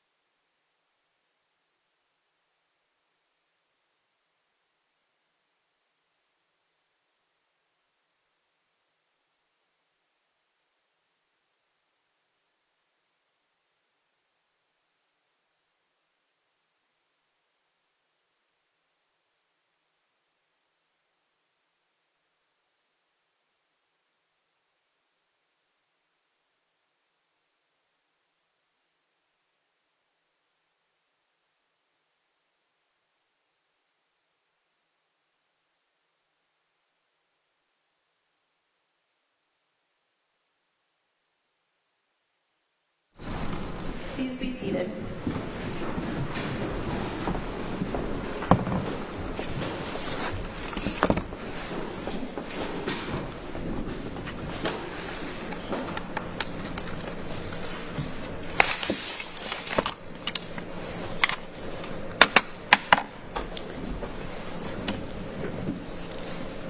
Okay, we'll go back on the record. Just before lunch, both parties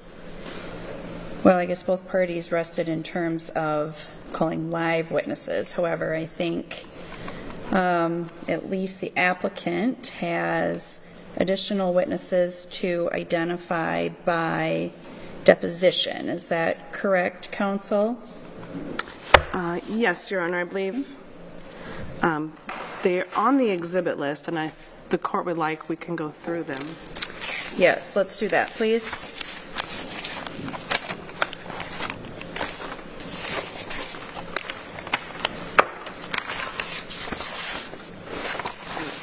Exhibit 204,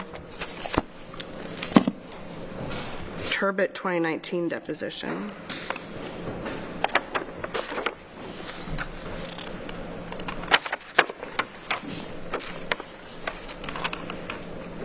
Okay.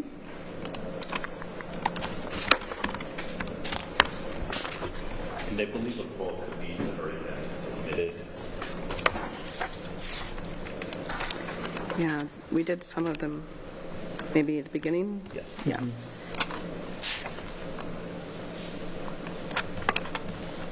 There's 258, Hemisath 2019 deposition.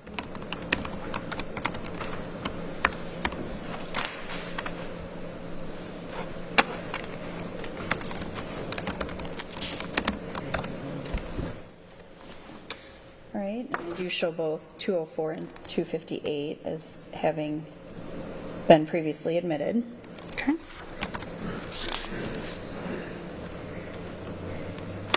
And then, Your Honor, 301 is TRM video deposition from 2019.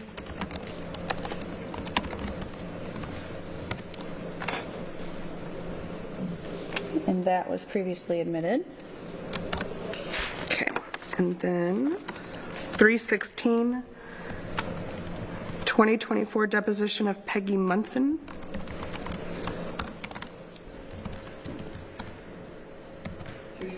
Was previously admitted.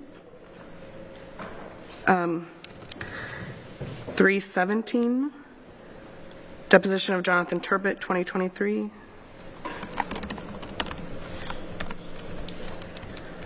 .317 was previously admitted. Your Honor, is it okay if I just read a few of the next numbers to verify? Certainly. 318 through 326 should all be depositions taken in 2023 of witnesses. I think the 323 would be one the state would want to talk about. Yes, I agree with that, Your Honor. That we want to talk about it? Yeah, that we would want to talk about 323. Yes. And I do not show 325 as being admitted. And that would be the additional one that the parties have agreed upon. All right, thank you. And then, Your Honor, just to verify, 327 through 337 are also depositions. And I don't believe earlier we admitted 337, as that was Mr. Thomas.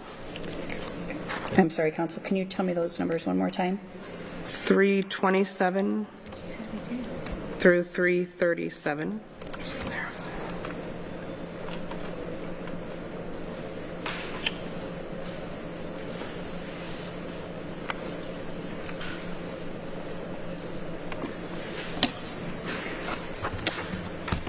My notes show that it was admitted, but either way, we have no objection to that. Okay, and that's what my notes show as well, that those would have been part of a stipulated group from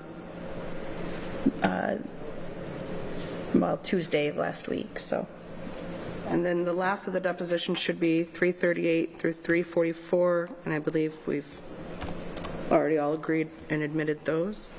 Yes, I show that those have all been admitted. 346, and 352 got left off that page.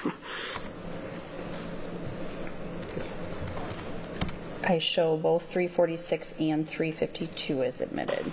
And then 355, 355 is admitted.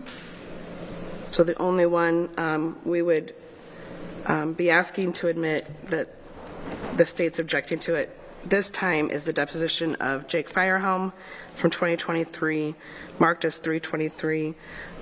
Applicant recognizes Mr. Firehelm did testify, but his deposition had to be utilized multiple times during his testimony to refresh him or to correct his testimony. And we think it's appropriate at this time to ask the court to admit it for the proper weight of what it was used for. Counsel? And the state would object to the admission of the deposition. And I would just note for clarity of the record that this was a discovery deposition. I believe it was taken before the state even had the benefit of receiving discovery. Not that there was any problem with that, given the timing of when it occurred, that was to be expected. However, given the timing, the fact that it was a discovery deposition, it, in the state's opinion, does not make sense to admit it. And as Mr. Firehelm testified in his testimony here on Friday, confirmed that he did not have his own file when he had that deposition. I believe the parties were able to adequately impeach or refresh his recollection based on his deposition, so his testimony should remain as what he gave in court. Any further argument in support of your request to admit 323, Ms. Nichols-Cook? Your Honor, I think our goal here is a complete record for the court to have, and it is additional sworn testimony that Mr. Firehelm gave in addition to the affidavit that he signed and was shown. And I believe the deposition will assist the court in evaluating his credibility and his testimony this week. 323 will be admitted. Thank you, Your Honor.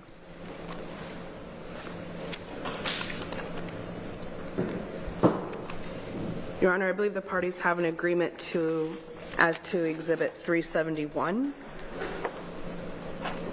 This is a DCI Google search comparison chart created by Roman Gamble, and we would seek to admit it. I show 371 as having been previously admitted. I believe it was referred to during Sheriff Hemeseth's testimony. However, in any event, we have no objection to it. I believe he laid sufficient foundation for that. Okay, if it wasn't previously admitted, it will be at this point.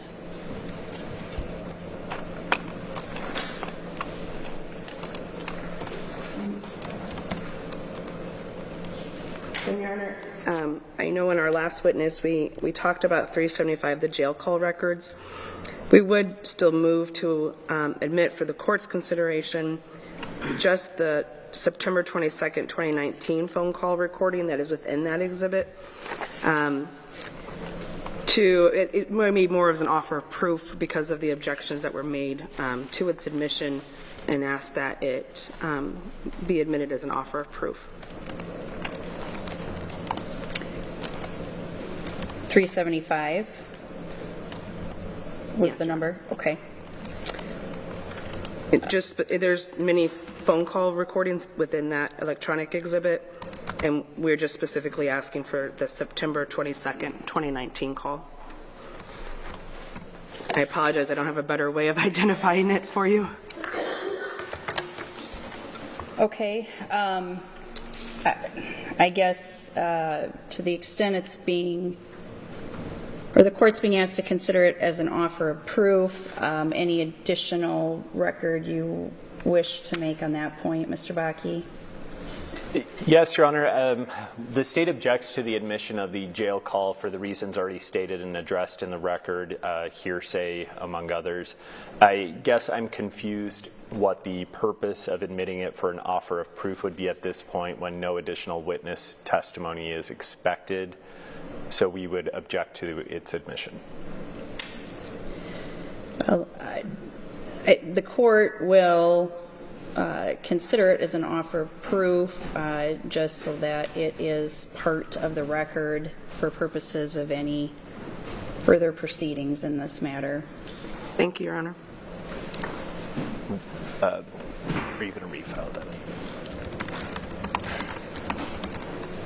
Just that once.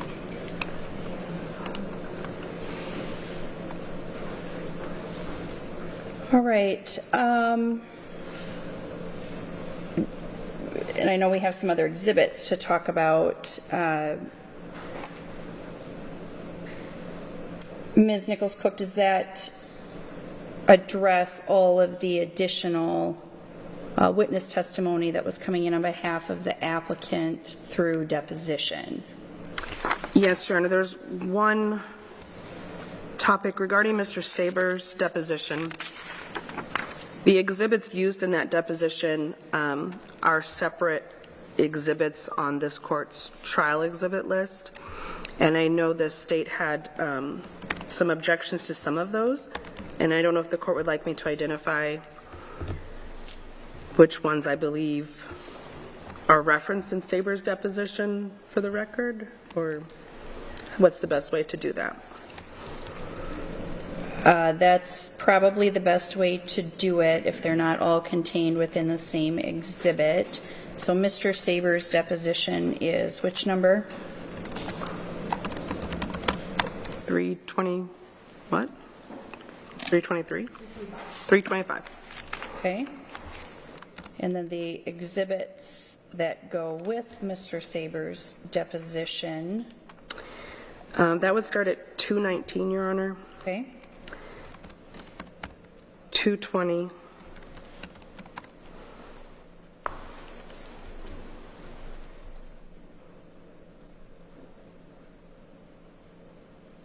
223. Yes, 223, I'm sorry. 234.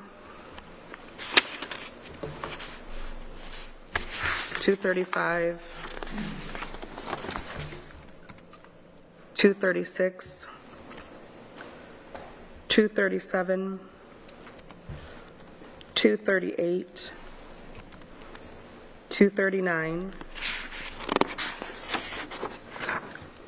240. Actually, through 246.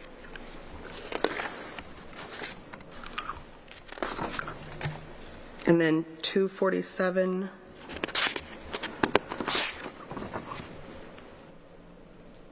through 252.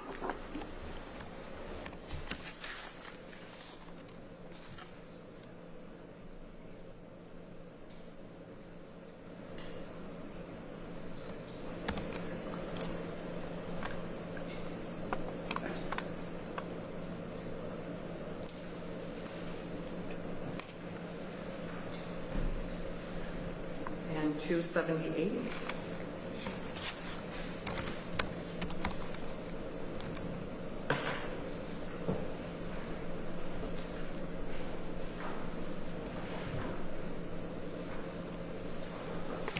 I believe those are all the ones referenced in that deposition.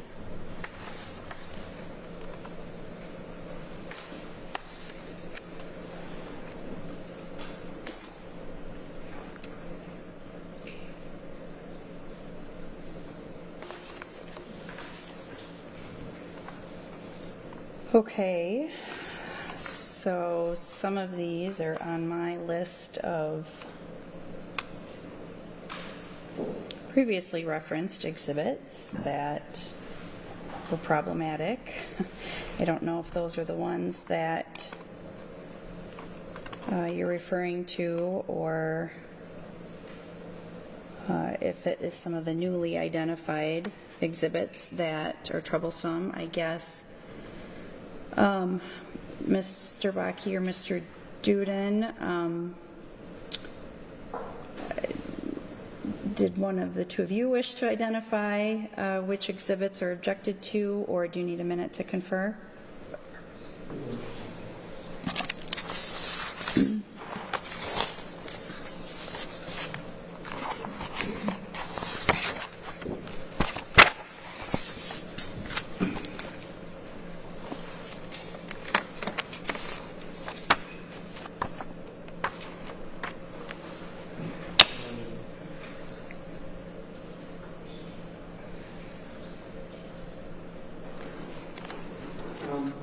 Your Honor, our objection is only to what we had previously expressed during our pretrial motions as well. That we would ask that those exhibits and depositions be considered for their weight because they do contain hearsay, rather than more so for the truth of the matter asserted. But we would also note that 252 has been previously admitted as a part of 233. I believe it's the later pages of 233 are in the middle section. Either way, for clarity of the record, we don't have an issue because it's cumulative and the court's already admitted it. And subject to the state's objection on the use of hearsay testimony in those exhibits, we don't have any objection to those being included here.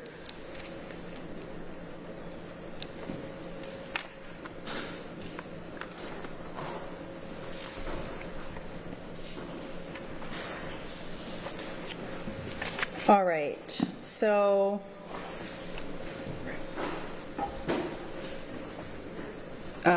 325, the deposition of Bob Savers was previously admitted. And then as I understand it, 219, 220, 223, 234, 235, 236, 237, 238, 239, 240 through 246, 247 through 252, and 278 will also be admitted, subject to any prior orders of the court limiting those exhibits.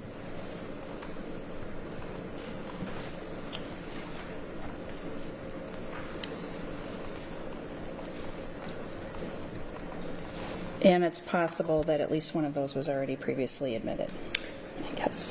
Yes. Okay, all right. Okay. Okay, thank you, Your Honor. I think after that it takes us into exhibits related to expert testimony. I believe those would be Exhibit 274, Dr. Bowley's report, 279, Dr. Weck's report, 285, Dr. Nye's report, 276, the portion that is Dr. Hammer's report, 281, Mr. Safaric's report, that we would move to admit those. I understand the state has raised a concern that they could be improperly used to bolster or vouch the experts who did testify. However, expert witnesses are allowed to rely on other information and data under Rule 703. This is something they testified they normally do in the course of offering an expert opinion. The data in 703 is not hearsay.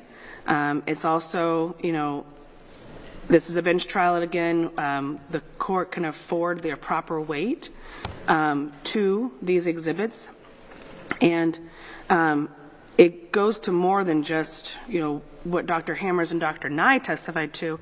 It shows the prejudice of counsel's errors at the trial and provides that context for the court and the record of what is being discussed and reviewed. So even the reports don't have to be admitted for the truth of what they're saying, but it's for their use under 703.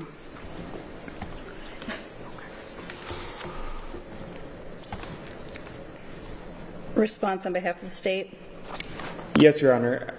As the court knows, we have always objected to the inclusion, especially of the reports and information present in this case from non-testifying experts. Those reports are being offered, in our opinion, either for a vouching purpose or for the truth of the matter asserted, and therefore our hearsay that would be impermissible for inclusion of the record here. But for the use of those reports, subject to the state's objection, we have no issue with the court taking it under advisement if they would like to evaluate it, given that prior discussions have occurred for instance, of Dr. Nye's first report as a mere report of vouching to the credibility determinations of Dr. Bowley or Boley, who did not testify here. In subject to our hearsay objection, I don't think there's any way around considering them for their truth value. So we would ask that they remain to be excluded in subject to the court's determination, but no further arguments necessary on these because we've maintained our objections from the very beginning and before we came to trial. The expert reports will be admitted subject to those objections, and my final order will clarify, I guess, to what extent, if at all, the court considers the opinions of the experts. Well,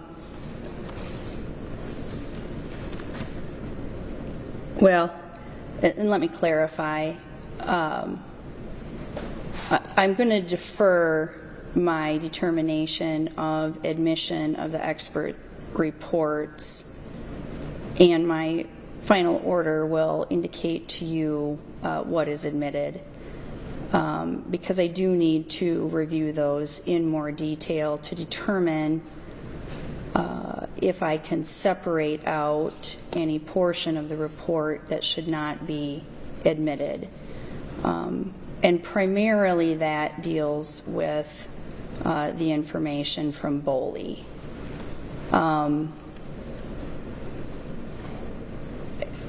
Under the case law and under the rule, it really is the Boley report that is problematic. I don't think that there is any way of interpreting the inclusion of Boley's report in Dr. Nye's report, for example, as anything other than a conduit for getting Boley's opinion in when it otherwise wouldn't come in. And that is not permissible under our rules and under our case law. And so I think it can be excised in all likelihood without damaging or taking away that portion of the work that Dr. Nye did, certainly from her second report. But I will clarify for the parties in a written ruling that in fact that is what I have done. And so with regard to the experts, that will be the plan that we follow with those reports. Can I get clarity on just which exhibit numbers? I was a little slow in writing them down. I apologize. Sure. So Boley, I believe, is, her separate report is identified as 274. Let me just double check my numbers here.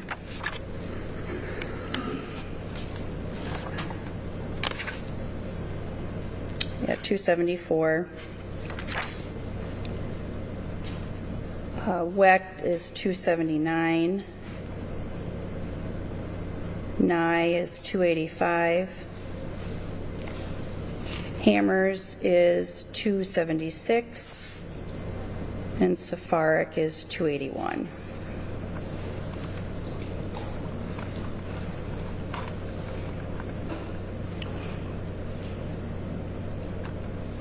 And then, Your Honor, my friends in appeals would be remiss if I didn't ask to do this. But regarding the jail call that was submitted for the offer of proof, if I can read the name of that file into the record, just so everyone is clear going forward what we were talking about, if there's no objection. Go ahead. My records show it is called 687-308-34 _392-804 09-22-2019 _08-12-58. And there's more to it, but I believe that should be sufficient to identify. Thank you for that. I'm sure that'll be helpful for the court too in locating the particular call to the extent I would need to. So.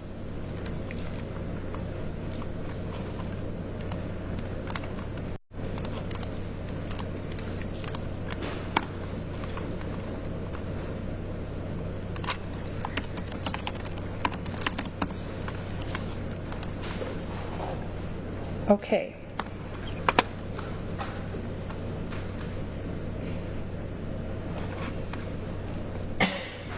Ms. Nichols-Cook, anything else that you wish to address with regard to exhibits? Your Honor, I know that we all agree the underlying record is a part of this proceeding. I think we've realized we did not file the motion for new trial sentencing transcript from September 4th, 2020. And we would like that to be a part, of course, of the record. And if there's no objection, we can upload that today. And it would be like 978, I think. Any objection to that, counsel? No, Your Honor, it's already part of the record. If it's easier to have it filed here, no objection. It doesn't make any difference to me. I mean, if you wish to have it marked as a separate exhibit in this file, that's fine. But certainly by statute, the underlying case file would be considered part of this record. So it's up to you, counsel, if you wish to have it marked separately. I think so, Your Honor. Okay. Just for clarity, what's 977? An email that a fire home was shown? Right? Cool.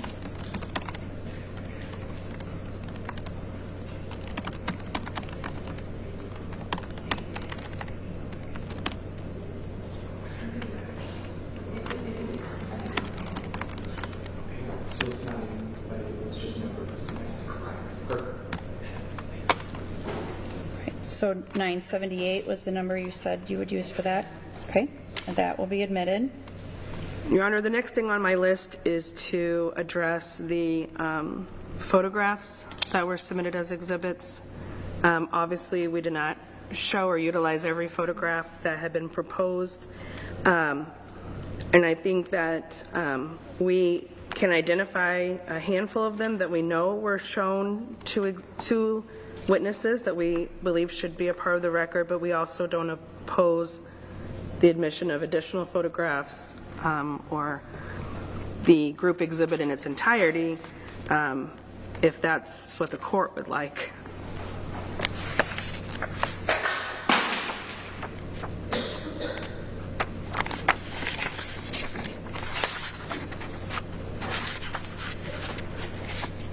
So I show, for example, 500 through 580 as having been admitted, which I believe are all photos. And I know that we didn't, or the witness didn't talk specifically about all of those, but I do show that they've been admitted. Also 600 through 655, which I believe are all photos. And again, I know they weren't all specifically referenced, but I do show that they were admitted.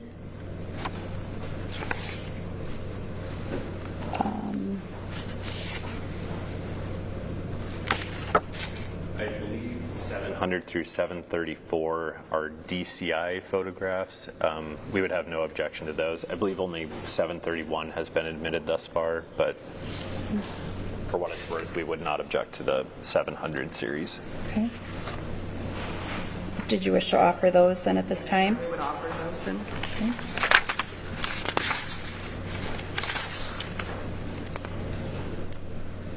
All right, so 700 through 734 will be admitted.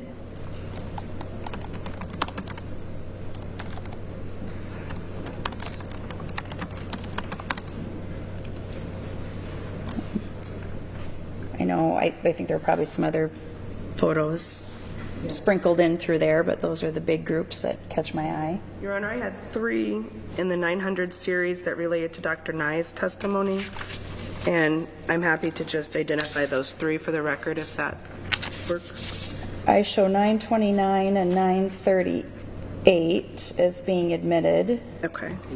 976, I think we were arguing about. And I think for clarity, the photos are 800 through 975, so the third one that I have down is 890.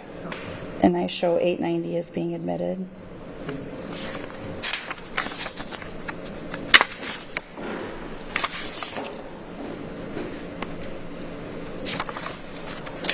And we're not seeking the admission of the rest of the Dr. Nye photos.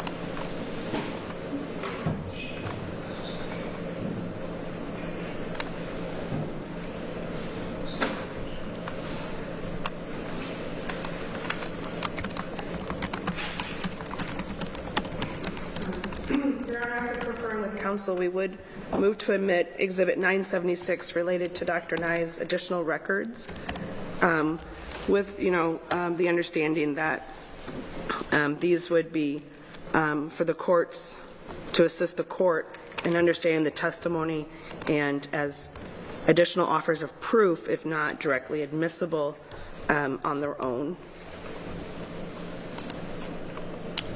Any response, counsel? Yes, Your Honor. The state has, conveyed fundamental issues with the 14-page supplemental information that was included with Dr. Nye's testimony.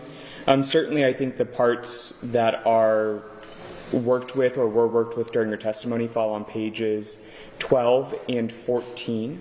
12 being her calculation page that was referred to, and 14 being the citation page or references page. The state has no issue with the admission of pages 12 and 14. The rest is a little bit wonky, given that it is aspects or portions of other admitted exhibits, not Dr. Nye's work, but kind of like a drop document that was used for things that she'd want to refer to later. So we would object based upon hearsay and the inclusion specifically, as it wasn't in her expert reports, but would simply ask that the court accept the 14-page document subject to the state's objection and reserve ruling on it like the other expert report information specifically, given that it also includes portions of other experts' reports, like Dr. Hammer's, Dr. Boley, and other outlier information or demonstratives.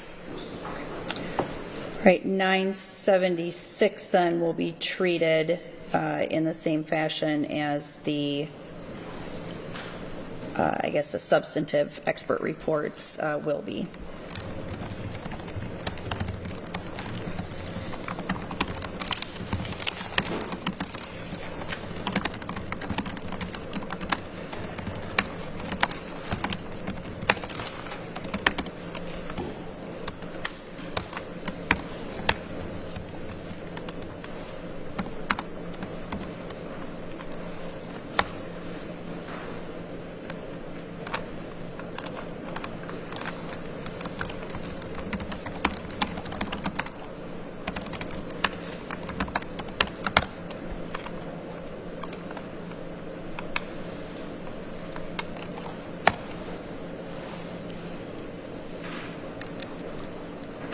Any additional exhibit issues to address on behalf of the applicant? Your Honor, we are waiting a signed stipulation declaration regarding exhibits 390 through 396. There'll be two declarations from court administration that to authenticate and lay the foundation for those exhibits. We would ask to be allowed to move those in upon receipt of those declarations. Any objection to that on behalf of the state? We don't know what the full declarations look like, so we would ask that the court allow us to defer. We don't anticipate there being any issue with the declarations, but some of the information was still kind of outstanding or highlighted within the judicial branch's declaration page. Okay, I guess on that issue then we technically probably just need to leave the record open to receive those.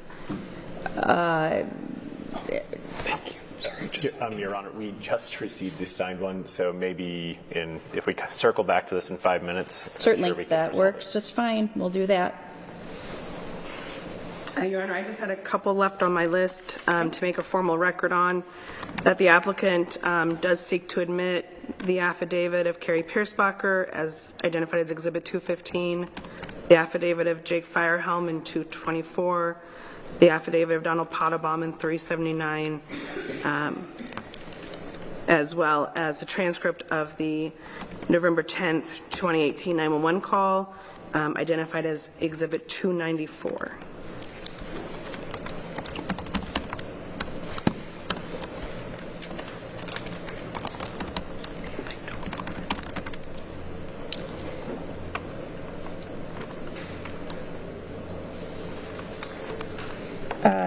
Response on behalf of the state.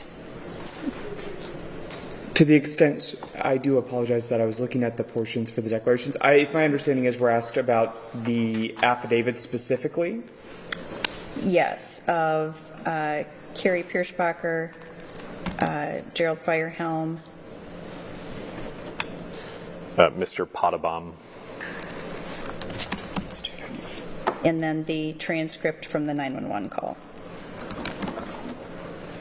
Yes, Your Honor, we would renew our objections to the admission of affidavits. I believe on Monday the court made clear on the record with regard to Carrie Piersbacher that affidavits wouldn't be admitted for the testimonial purposes that they've been sought for, especially for Mr. Pottabaum, for instance. We believe that testimony would be uncrossed and relatively inadmissible or misleading for the court, so it would be objected to on those grounds. We believe each one constitutes hearsay, and we already addressed, I believe, Ms. Piersbacher's affidavit, but we did allow, without objection, the admission of her report.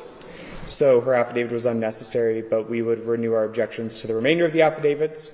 As for the transcript of the 911 call, our position is, as we've said previously, we object to it on a hearsay ground, specifically that the record speaks for itself. The 911 call was subject to the Court of Appeals opinion. It was subject to being played in the underlying case for the trial, and certainly the court has engaged in some portions or prior rulings in the summary judgment phase or summary disposition phase here. as it relates to those 911 calls and potential enhancements. Should the court wish to receive the certified transcript not for its truth value, but to assist or clarify the testimony of, say, Mr. Firehelm, for instance, we have no issue with the court receiving that subject to our objection, and that it wouldn't be considered for its truth of the matter asserted.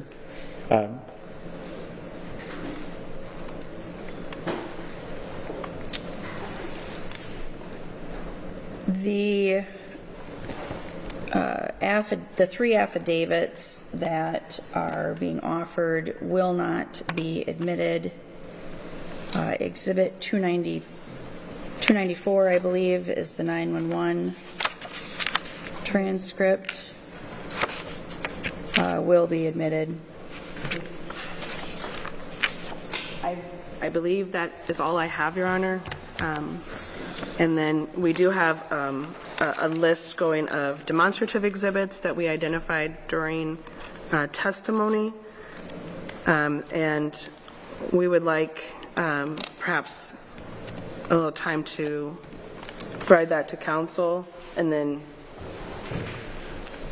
present them.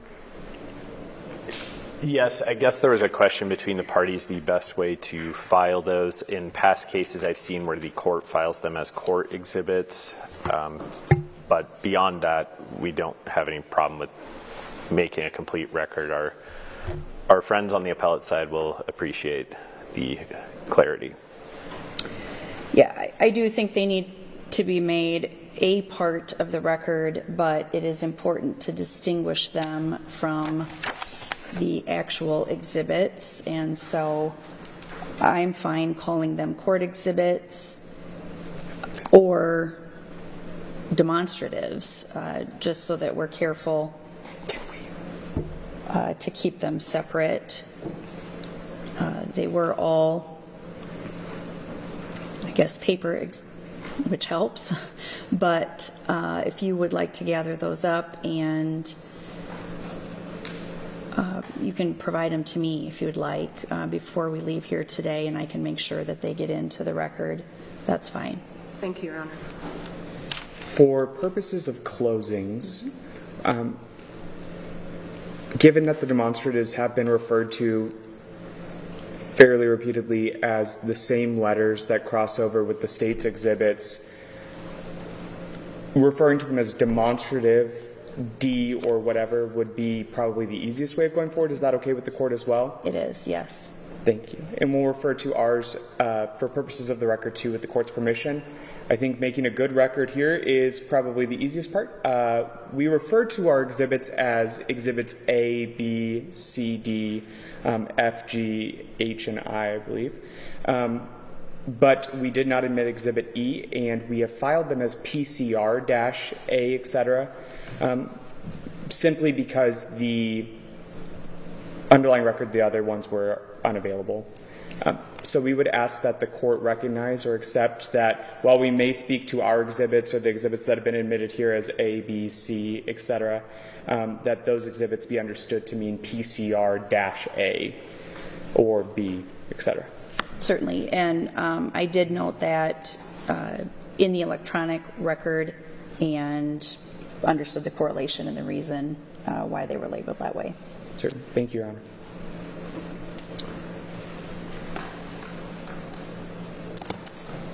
Anything else as far as exhibits or clarifications for the record on behalf of the applicant? Just one moment. Sure.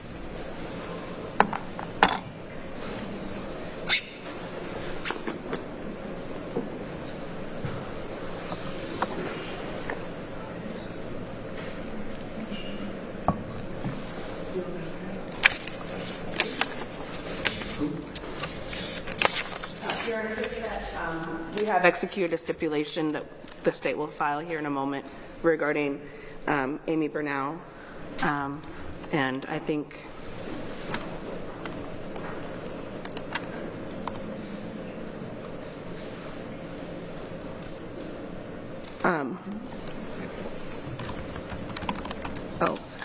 Your Honor, can I verify that Exhibit 314, medical records, which I don't believe was an objection to, was admitted.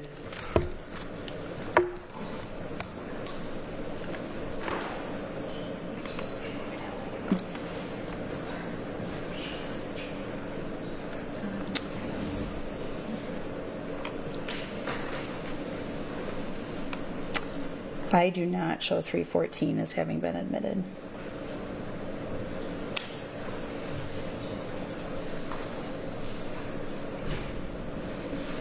I likewise do not show it as admitted. I don't believe we have an objection to them, especially considering that we stipulated on Dr. Thompson's deposition and files. However, given that it is medical information and has unredacted information as would be expected, we would ask for that to be at a heightened security level. I believe a level 1 would be adequate. Okay. 314 will be admitted. I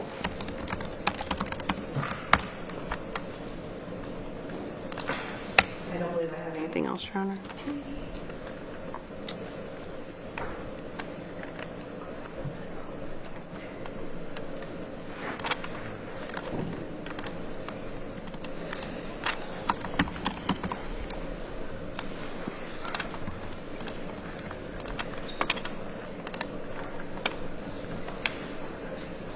Your Honor, I'll ask it this way, and I believe there was some question about security levels on a few of the exhibits. I believe most of the problematic ones weren't offered, so it should be minimal, but I don't know if maybe additional time before they're formally admitted, if the parties can, or if Mr. Mullis's counsel already knows if there's any additional ones that might need a heightened security level. So other than 314 that we just talked about, I can tell you that the only other one that I have a note on right now as needing a higher security level is 400. Your Honor, I think the applicant would have no objection to any of the medical examiner photos being filed at a high security level,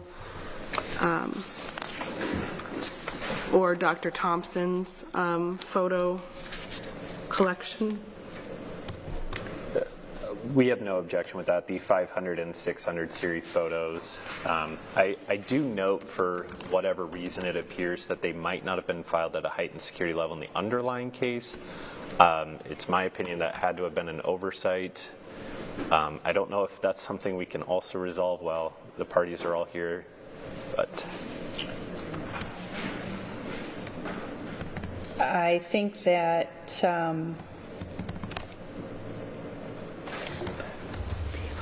if everyone is in agreement, I can probably address that. Your Honor, the applicant would have no objection to increasing the security level of the photos in the criminal case. I think additionally there's a couple of photos in the 200s that were used in depositions that have been admitted that would also require a higher security level, and perhaps the autopsy report. So like 225 through 229. As well as the state's Exhibit B, which is an autopsy report as well.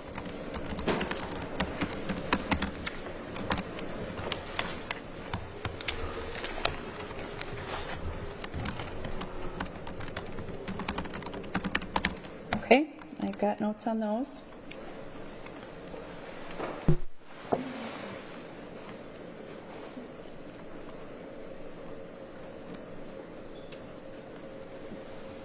The security level will be addressed in the court's exhibit management order. I believe that that directs the parties to file any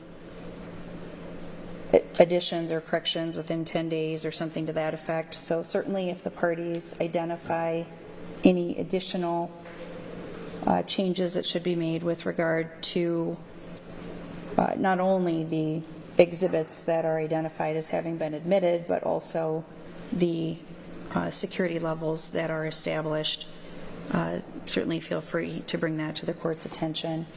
so that changes can be made. I know that it's easier for clerk staff and certainly less work if it can be done up front rather than later on. So.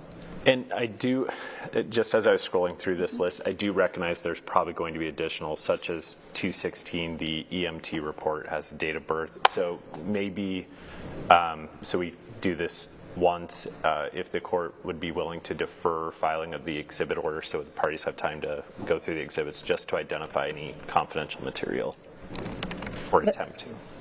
That's certainly fine, counsel. If you'd like to confer and send me an email within the next day or two, we can wait to file that. That's not a problem at all. Thank you.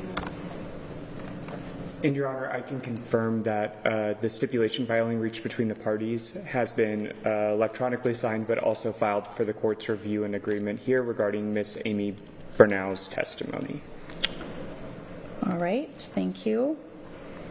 And then, I guess maybe so I don't forget, I'll come back to the declaration and exhibits from court administration. I think that was 390 through 396. Has everybody had a chance to look at that, or do we need a little more time on that one?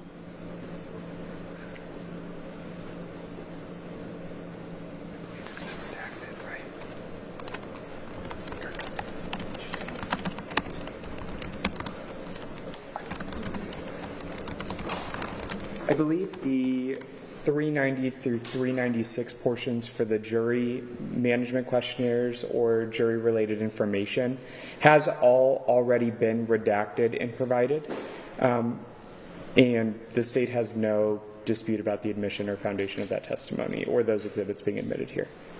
Okay. So the 390 through 396 will be admitted if I don't think they were previously.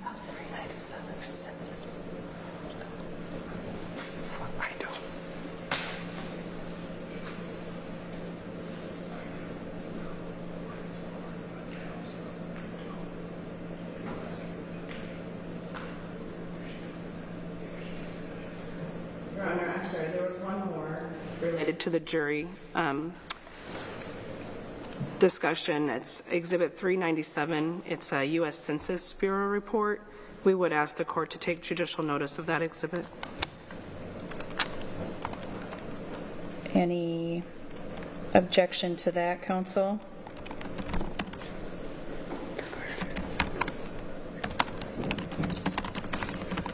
Your Honor, I don't think we have any issue with the information in that exhibit being accepted as census information or anything like that. To the extent that the court wants to take judicial notice of that information, then we have no dispute or really any issue with it being admitted as census information.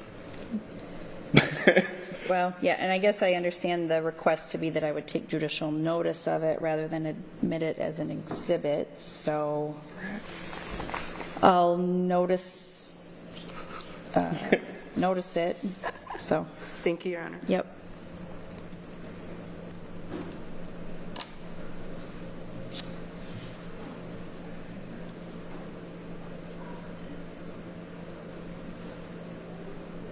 I'll jump over to the state maybe for now. Any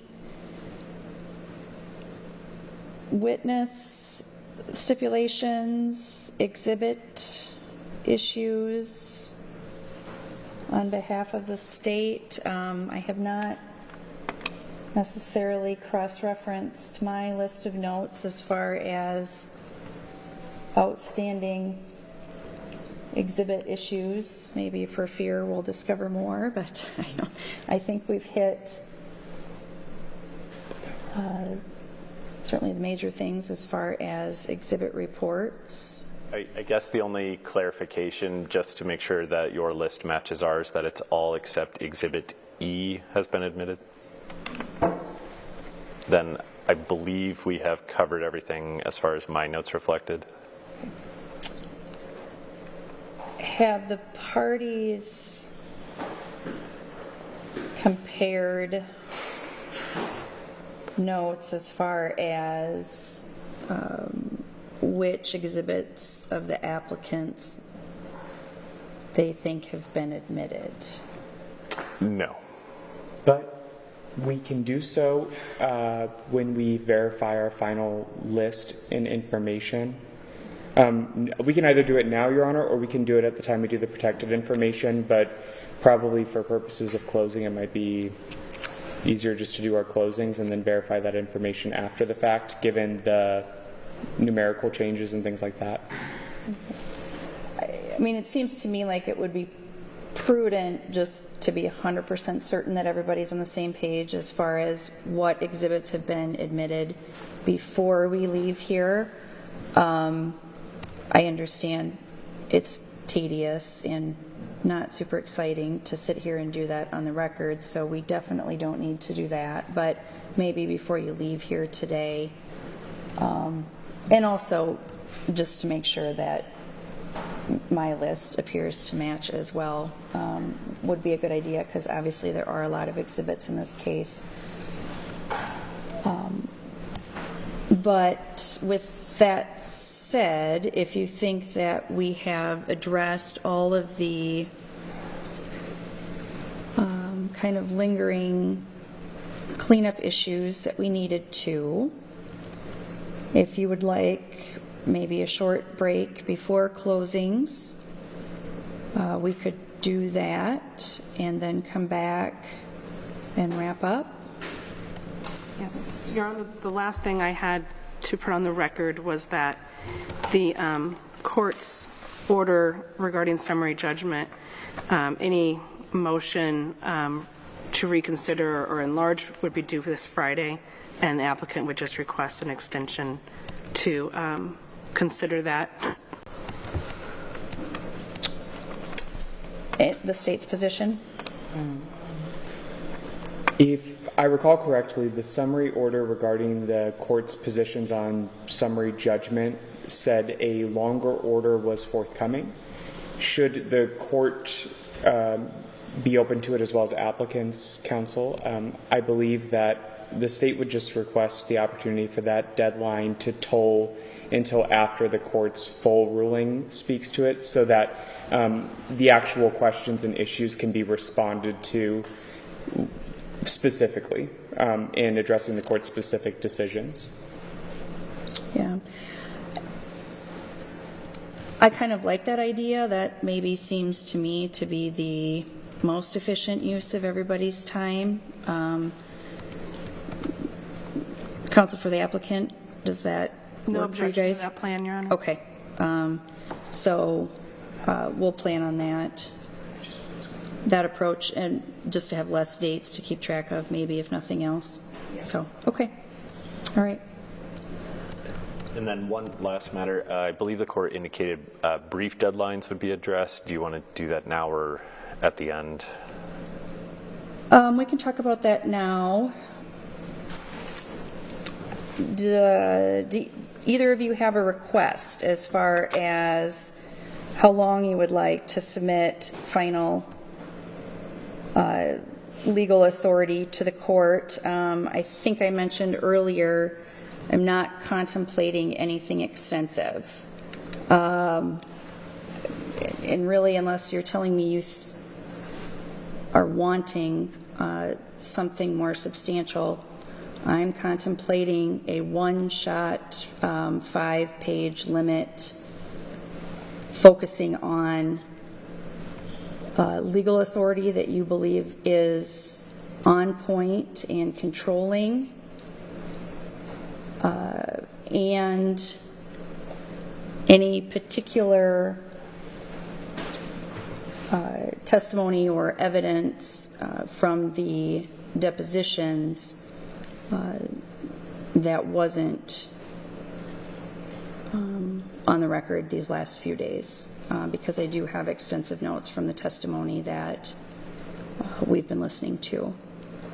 So if there's something that you want to draw my attention to from those depositions, obviously I will read them, but if there's something that you want to highlight, you could do that within that 5-page limit. Yeah, go ahead. It's my understanding from what the court indicated previously that the court would consider the legal briefing on these issues that we already laid out in our summary. Absolutely, right, which is part of my rationale in suggesting a very limited final brief. Both parties have spent a significant amount of time already briefing the legal issues in this matter. All of that is in the court file.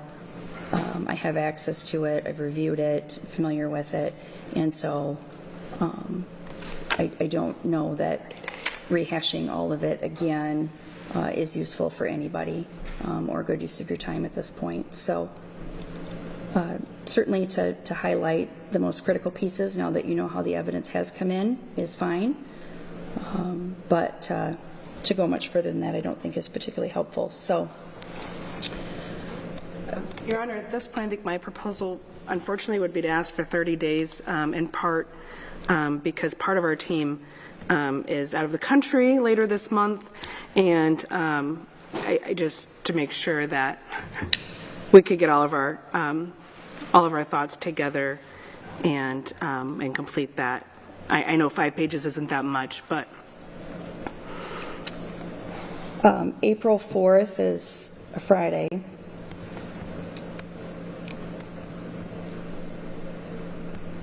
Otherwise, March 31st would be exactly 4 weeks from today. I think we could probably. Your Honor, there is a major conference that I think a number of people on applicant's side are attending, that the first day of which is April 4th, and I have some professional responsibilities at that conference. I can't move, unfortunately. I don't know if it'd be possible to make this do the 8th instead.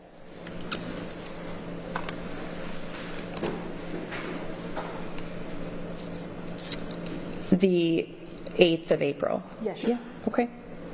Does that date work for this state? Is the court seeking simultaneously filed? Yes, yep, just a one. Yes, I feel that. Yes, the deadline works wonderfully. Okay. So April 8, 2025 by 4:30 p.m.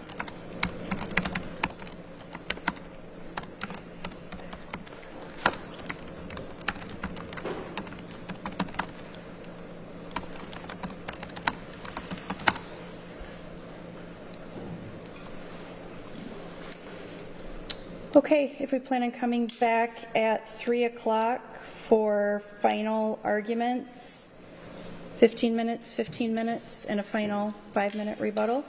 Thank you, Your Honor. Okay, I'll see you then.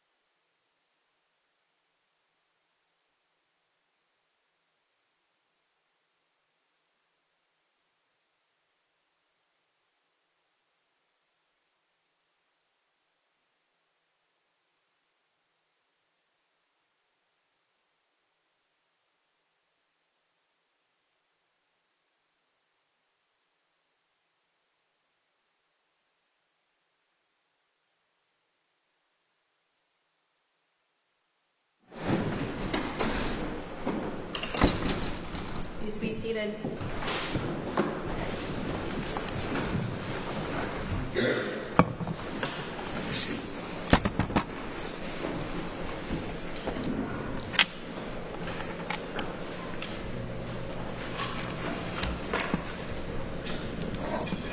Okay, we'll go back on the record.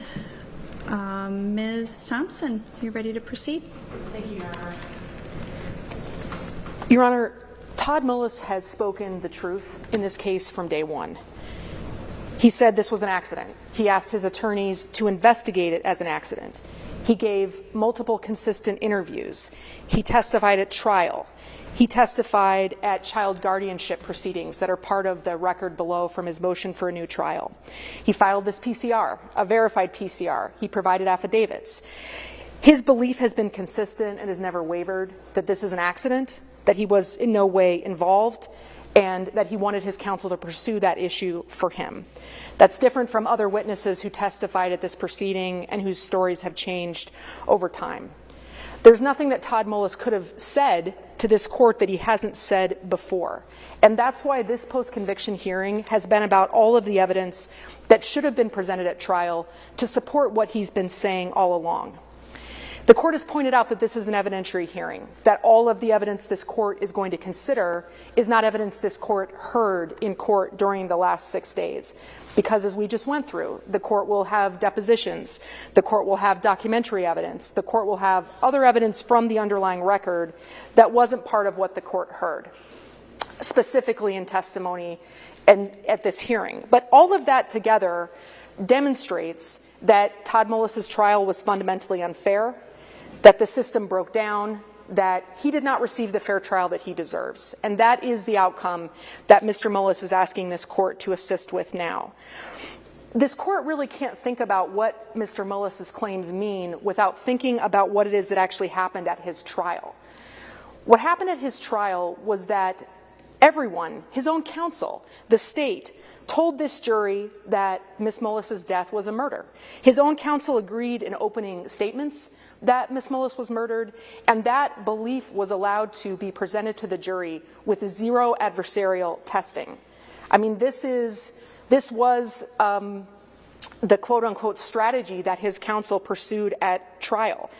Their strategy was, we're going to concede it's a murder. That's a strategy they reached on the fly, which we'll talk about in a second. And as Mr. Firehelm told this court when he testified here, Todd's going to explain it. Todd will explain all of the evidence, and that is the way that they provided counsel to him through this trial.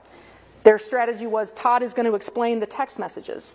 Todd is going to explain whether he knew about Ms. Mullis's affair with Mr. Frazier. Todd is going to explain the Google searches. Todd is going to explain the state of his marriage. Todd is going to explain what was happening in this argument between his wife and his mother. Todd's going to explain these hearsay statements from these witnesses.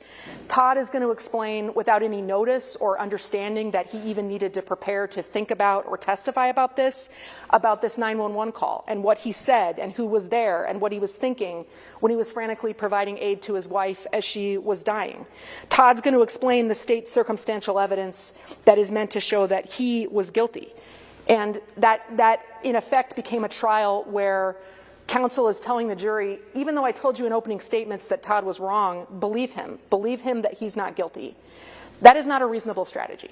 It's simply not a reasonable strategy, and it and all of the errors that combined cumulatively to deny him a fair trial, denied him a fair trial. There are two Sixth Amendment claims that Mr. Mullis has in this case, and they're different. We talked about these at summary judgment, but I want to talk briefly about them now. One is the Sixth Amendment claim that Todd has the right to be the master of his own defense. And we spent a lot of time on that claim at this hearing, hearing from various witnesses. And I know the court has the law on this that we provided at summary judgment. The law is that Mr. Mullis has to explicitly consent in opening statements, or has to explicitly consent to his counsel conceding his guilt in the trial. He has to explicitly consent if that's the strategy. And from all of the testimony the court heard, from Mr. Firehelm, from Mr. Sabers' deposition that the court will read, from all of Todd's letters and his testimony at the child guardianship proceedings that are in the record, that simply never happened. This resulted in a situation where his trial counsel conceded his guilt because he told the jury that Amy Mullis was murdered in a situation where the lawyers were going to provide no evidence to establish that that was not Todd Mullis. The evidence is undisputed that Todd Mullis didn't know his counsel was going to do that. The court has Mr. Sabers' deposition, who testified at a deposition, and the court can review this, that he was surprised at opening statements. He was surprised to hear that that was the position the defense was going to take, that Mr. Mullis was surprised. The court has all of his letters. The court has heard from Lynn White. The court will be able to review Todd's testimony in these child custody proceedings. Todd said he never gave counsel permission to do that. All of his letters support that that's not what he understood the strategy was going to be. Mr. Sabers didn't know that was going to be the strategy. That happened without his permission.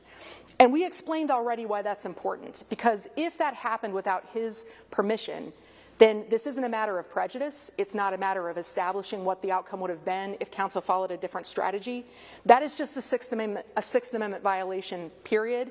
That really ends the analysis. And on that basis alone, Mr. Mullis receives a new trial. But that's not the only aspect of Sixth Amendment. That's not the only aspect of a Sixth Amendment violation that is present here. We have a more typical ineffective assistance of counsel claim too.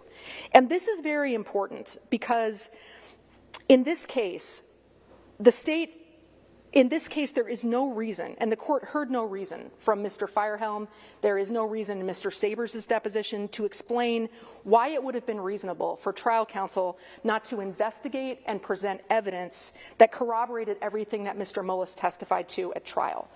To investigate and present evidence about medicine, about the electronic evidence, about these Google searches that we've been talking about text messages, about the cameras. There is no reasonable strategy that would have allowed counsel to not pursue any of this evidence, and instead to pursue what they did at trial, which is to concede this was a murder and to let Todd explain himself unaided to the jury. What's important about this, and what we want to make sure the court understands, is that even though in this evidentiary hearing, the applicant has spent a lot of time presenting evidence to the court and proving to the court that Mr. Mullis didn't agree with counsel's strategy, even if Todd Mullis never wrote a single letter to his lawyer, even if he was maybe a person with a little less understanding about the way that biomechanics work, his instincts about what might be true. Even if we had none of these letters, even if we didn't have the vast record we have here that Mr. Mullis was asking about these issues, that he wanted this to be investigated, that he was seeking investigation, that he consistently and unwaveringly believed that his wife's death was an accident, even if none of that was true, and Todd Mullis had just said to his lawyers, give me the best defense you can, I don't know what happened, but do your best. If that's all he ever said, counsel would have still been ineffective. It is not Todd Mullis' job to have told counsel what the right strategy was here. As it so happens, he did. But even if he didn't, it doesn't matter, because there's no reason not to investigate these issues. This is not dependent on what Todd Mullis agreed to or not. It is ineffective for counsel to have chosen the path that they chose, and that is because they chose it without a reasonable investigation. We cited law to the court in our summary judgment briefings, and we will cite more law. The United States versus Hinton, the United States Supreme Court has said that it is ineffective for counsel not to understand science and not to get experts in a case where expertise is required. And Your Honor, this is such a case. This was clearly a medical case. Mr. Firehelm told you, I relied on my own understanding about this. You know, I was first chair, I made these decisions. I relied on my own understanding to decide that there wasn't anything I needed to pursue there. Under Hinton, under the other law that we've cited to the court and that we will cite, that's ineffective.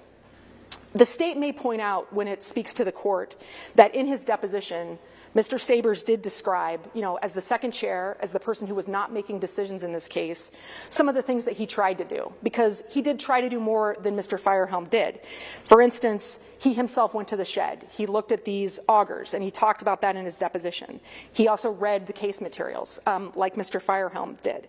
But there's no evidence that Mr. Sabers discussed these issues with Mr. Firehelm other than telling him that he'd visited the shed and looked at these augers. And there's no evidence that Mr. Firehelm did anything that Mr. Sabers asked him to do. The state's own exhibits show this, that there is a email from Mr. Sabers to Mr. Firehelm where they discuss we probably should get an expert. I mean, they knew that Todd was asking them to do that. They agreed they probably should get an expert, and that just didn't happen here. They never provided case materials to an expert, either a pathologist or a biomechanical expert, who could explain to them that there was a defense here, a reasonable defense that they should have followed. They just didn't do that. And Mr. Sabers, doing his best to look at a couple of things, to give advice to Mr. Firehelm that he never followed, that's not a strategy, that's not a decision, that's failing to do what you know you should do. And there's no reason that the state is going to be able to articulate for not following the only reasonable strategy here. That leaves us with the question of what this trial would have been, the prejudice issue of Strickland, if Todd Mullis hadn't been standing alone at his trial without any of the assistance that his counsel was supposed to provide him. If his lawyer wasn't just saying, you know, trust Todd, what would the jury have heard? And at the end of this hearing, especially hearing the evidence the court's heard here in court, considering the other materials as well, the court knows the answer to that. The court knows that if this had been a fair trial with effective assistance, this jury would have heard that this was not a murder. And it would have heard that from sources that are far more credible than the state's witness who testified at trial without any cross-examination, save one question, that this was a murder. This was a medical case. And the court heard extensively, and I know we spent a lot of the court's time making sure that the court could hear the opinions of Dr. Cruz, the opinions of Dr. Hammers, the opinions of Dr. Nye, to decide what the true state of the medicine is. And based on that testimony, there's really no question what the state of the medicine is. This is not a murder. This is not a homicide. This is an accident. Dr. Hammers was able to talk about that from a pathology perspective and explain why, despite there being unopposed testimony offered at trial that Ms. Mullis had defensive wounds, that there was nothing about the state of her body or this autopsy that indicated that she was the victim of a homicide, but that this was an accident from a pathology perspective. The court knows that Dr. Cruz said that she couldn't really figure out how this happened. She just couldn't see any reason that it was an accident, and that is essentially why she determined this was a murder. After 2 to 3 hours of doing this autopsy with other autopsies, she came to that decision, she stuck with it, and she made that decision without the benefit of any biomechanical testimony, any biomechanical advice or assistance. The court has that assistance now from Dr. Nye. Dr. Nye started looking at this case to review the opinions of others, and we're not asking the court to even consider that piece of what she did, because she then went on to do her own investigation. She did her own visit to this scene. She did her own consideration of the wound pattern. She did her own force calculations. The court has her math on her notes where she went through and actually figured this out, figured out the force that would have been required to fall from a standing height, from a kneeling height, figured out the force that would have been required and the direction of the force that would have been required for this to have happened in different ways. And from that biomechanical evaluation, she told the court that the only hypothesis that she can't disprove is that this was an accident. And there is no other biomechanical evidence before this court. If the state wanted to call a biomechanical engineer, or really any witness, to say that Dr. Nye was wrong, they could have done that. That's not what they did. Dr. Nye testified without any opposition. Dr. Cruz said, I really can't speak to those issues. And that's testimony the court has to consider in deciding what the state of the evidence is here. I'll go through the other evidence the court heard briefly, because the medical evidence is the most important. The court heard that despite at trial the unrebutted testimony, save from Mr. Mullis, was that all these searches were from the iPad and that they were very nefarious. And when the court actually gets a chance to see that those searches didn't come from the iPad, that many of them came from other devices, and the actual content of the search, that these searches are related to hunting tests, they're related to television programs. The actual content of the searches and the evidence that they didn't come from the iPad tells you that Todd's testimony was right. The court will have a chance to look at all of these texts and emails which are in evidence, and the court heard from Mr. Safarik and others about what all of this electronic evidence means. And it proves what Todd said, which is that even though his wife was having an affair, this had not bled over into the marriage, that he didn't know about it, that they were living relatively happily, despite the fact that there were sometimes, disputes with a mother-in-law. None of this was creating this situation that resulted in some planning to end someone's wife's life. I mean, there are text messages with Todd right up until the end of Ms. Mullis's life where she's saying, I love you. The court has Tristan's testimony, and it should evaluate it, that Tristan has explained why he testified as he did and that his dad was really only out of his sight for a short time. The court knows about the 911 call. It heard a lot about that, about the discovery violation that occurred there, and that this was a trial by ambush with respect to this 911 call, and that 911 call is not what the state described, and that Todd was with other people, sheriffs, when that happened. There's a lot of other claims that counsel presented, and the court knows what the evidence about that is. Based on the evidence the court has, it knows that Todd's established his Sixth Amendment claims, it knows he's established an actual innocence claim, and that this is the rare case where, considering these claims separately or cumulatively, that a new trial is really the only fair outcome. I'm going to come back and talk in rebuttal in a minute, but based on what the court's heard, there's no doubt that Mr. Mullis's trial was unfair, and there's just one result from that, Your Honor, which is a new trial. Thank you, Ms. Thompson. Closing argument on behalf of the state. Thank you, Your Honor. May it please the court. Good afternoon. I will be brief. The state submits that Mr. Mullis has not met his burden of proof on any of his claims. We ask the court to deny his application in its entirety.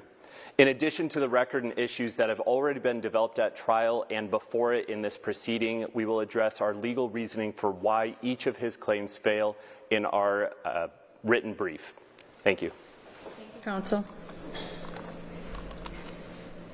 Your final rebuttal. I just want to add one more thing, which is that although we believe that we've established Mr. Mullis's actual innocence, which means that there should not be any new trial, if the state concludes that they want to rely on Dr. Cruz and retry him, that's an opportunity that he should have an opportunity to present this evidence to the jury. Because the last thing I'll say about this is the court may conclude, in looking at all of the evidence, both what it heard here, what it reads in the record, and it may determine, well, I see some evidence on the other side. You know, I see some evidence still that for me, I don't know what to make of that. I see that the state made some arguments at the original trial, and for me, I don't know where I end up on actual innocence.